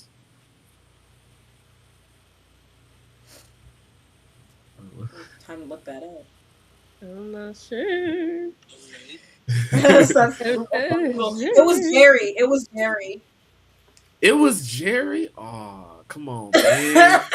Come on. It's so crazy because I'm so used to hearing it related to ice cream that I forgot these were people and they named themselves after the company after themselves. I'm like kind of like Hall & Oates. Well, I mean, that's different. There were faces to like the music, but like the names are so iconic. You'd be like, wait, that was a person that left. Right. The ice cream was so damn good. You're like, wait, that was a real person. Oh my God, not Jerry. Not my nigga Jerry. But also more power to Jerry because he wasn't with the bullshit. Hey Jerry, you should donate some money to Ians. No, but right, You about the business, Jerry. Jerry, if you truly love us, if you like publications dedicated to the Black radical tradition, the Cash.App is Iansá Magazine. You know. Yeah. Amanda Seals, you too. We mentioned you. Right. I know you got Amanda bands. Seals. I feel like would be the reason we hit the goal. Amanda Seals would just make up the $300+ that we're that we need. Amanda Seals is just randomly in the chat. You're welcome. You just pull it up. It's like we got 1,000. Who donated $1,000? Ashe, it shall happen. Yeah, I'm like, I'm trying to think of. I was gonna say we could probably wrap it up in another like 10 minutes though, another 10, 15. Yeah, because it is a long stream. I was gonna say we even got our reactions out the way. Fucking Juneteenth ice cream. Fucking. I was gonna say jelly. Have they done anything specifically tailored to Venezuelans? That's a good question. And have what you have mean? folks reacted this like how they have Juneteenth ice cream? Like, have they tried to do something like that with Venezuela, or and if they have here in the U.S.? Yeah, like did they try to like commodify it for like some sort of product? Nah. I mean, I feel like I haven't seen any like product that's like Venezuelan, but I know that there's like organizations that try to like like far right or like they tend to be more U.S. led politics from like that are Venezuelan in the imperial core that try to do like things, but not really. No. I don't think we're that important, and I think the U.S. hates us a lot for us to be in a big pot Yeah. like that. You know? And once again, you can only have so many flavored ice creams. Yeah. Because what is a Venezuelan flag ice cream? What is red, yellow, and blue? What does that taste like? Like I said, like what are they making these things taste like? I already have a name they could use. They could call it the Bolivarian Blast. No. Oh, but that's like that's now if the Venezuelan. You know what? I would have that if it came out of Venezuela itself, and like the Venezuelan people were making Yeah. like. I would have that. That sounds delicious. Yes. Now that tastes like Bolivarian. Yes. You got Bolivarian Blast, Cuban Cocktail, fucking. I was thinking about Mexican like margarita. something with communism. Oh. Oh my god! I just Go ahead. Socialist oh no! salsa. I was thinking of these different names. Oh. Socialist salsa? Okay, wait. Okay, I'll have that. I'm thinking of different ice cream flavors now based on various organizations like the PGRNA. What if they had like they could have now the RNA could have like a Republic of New Africa red velvet flavor. Ooh. Maybe red, the black, African and green.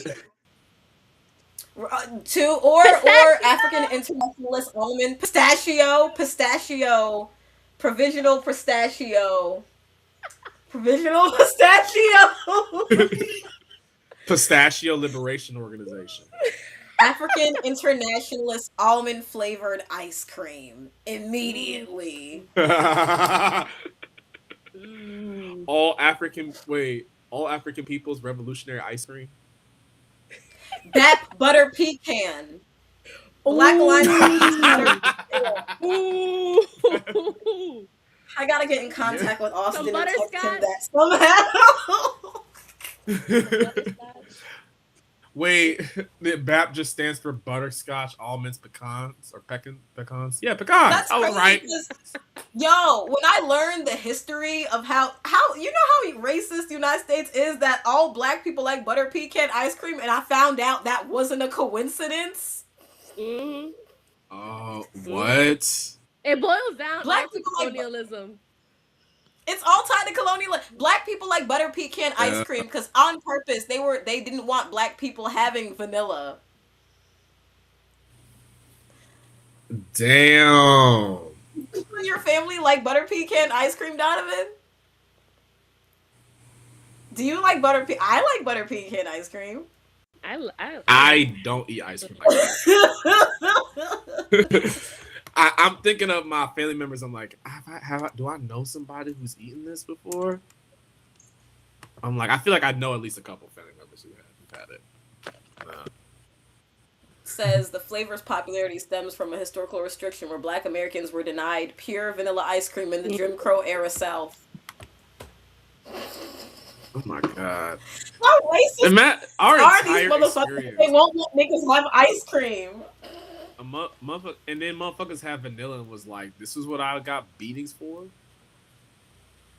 I'm sorry. The guy from the civil rights. No, he was with the sit-ins. He was like, when I went to a white diner and tried the food, I was literally like, is this what I got? Yeah, is this what I got my ass beat? Is that an actual video?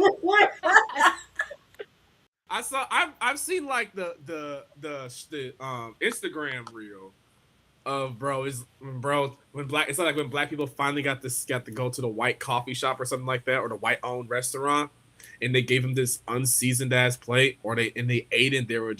It's tragedy. There was this tragedy. Because it's like, I could have just, like, you could have kept the segregation and enjoyed your food. Like, separation. They was spitting right there. Malcolm knew it. I feel like Malcolm had to have had white people food at least once. He tried that shit and then thought to himself, nah. He was like, this ain't worth it.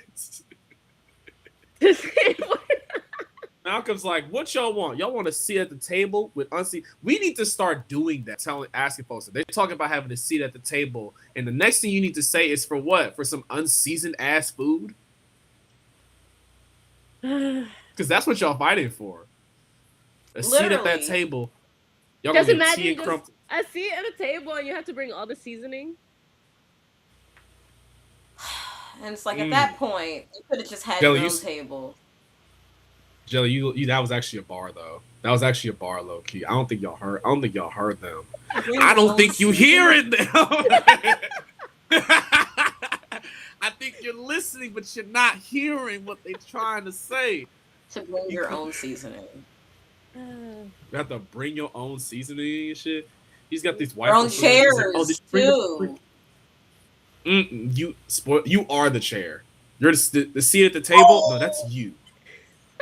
They literally would sit on, but that's another thing that, like, literally during enslavement, shit would be happening. Like, a white person needs somewhere to sit, and black person would have to be like, oh, shoot, sit on my back. Like, crazy shit like that was happening. As much as, like, we talk about, like, whipping and the ordinary, the crazy stuff, but, like, ordinary little shit like that would be happening, too. And it's like, that's actually insane. Like, could you imagine? Or they took our skin and made it into a couch. It's like, oh, these freaking Europeans were literally they made the blueprint of the horrors. It's insane. And now look at us. So many of us moving like Europeans, moving like a European, like a white man. Everybody trying to be a white man. Why? Yeah. Why you want to sit at the white man's table or the white woman's table? Fuck it, because people be forgetting the white women just as, if not more, dangerous at times. I want that book because everyone talks about it. They Were Her Property, where they talk about the amount of money that white women also made on, like, the slave trade and a lot of the crazy shit that has happened. See, that's why they didn't want black people. That's why white women didn't want them to vote, because they was great property. It was great property. I remember reading Women, Race, and Class. Angela Davis talked about that. They're like, white women didn't want the black people to get the vote because it meant that black men, it was only because it was only black men, because they didn't allow women to vote at the time. They said that, like, because it meant that black men would be of a higher status than white women, and they were like, no, we can't have that. We can't have that. Dude. I mean, I'm not saying that Kamala Harris is gonna be a savior. She definitely not Miss Cop Kamala. Oh my gosh! I will say, white women fucking hated her. They were like, the first. That was like, true. She gonna be the first. That was true. White women droves against her. I think, like, politics aside, I think a part of it too was she would have been the most attractive president we would have had to date. I don't like her though, but aesthetically, she was better than like aesthetically, Kamala's bad. I can't stand her, but aesthetically, she's a beautiful woman. But fuck her, but she's a beautiful woman. That's what makes it all the more worse, though. Yeah, because they have to look at her. They have to look and be like, man.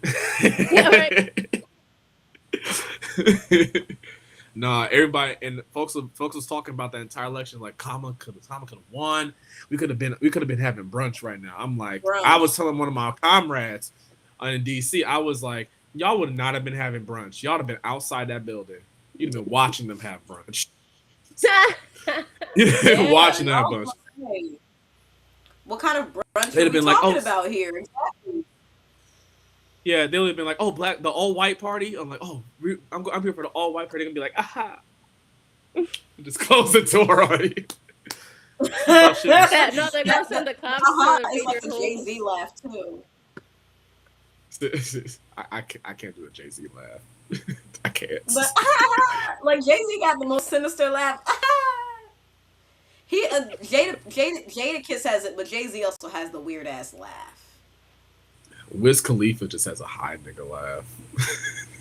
Oh, Wiz Khalifa, Lil Wayne, they just laugh. They have a laugh for when you smoke like 5 blunts and someone says something funny. Because they do.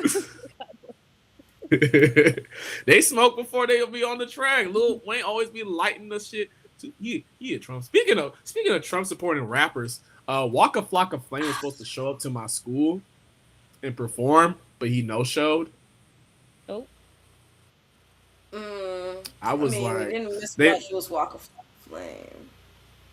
I mean, We I'm got like, two good I songs was telling out and some, two really good songs. and one of them was a feature. I was gonna say you wouldn't admit that. No one was missing that. Right, right. No hands. Roscoe Dash wasn't on that stage. I'm not going to see that shit. That's true. he had the best verse in the song. If I don't want to just hear your motherfucking ass, I go hard in the paint. Yeah, I know. I know. I've known for 10 years. I don't need to hear that song shit. See some white kids just mosh. Oh my god. I was gonna Like a say, bunch of Masha to no hit. like,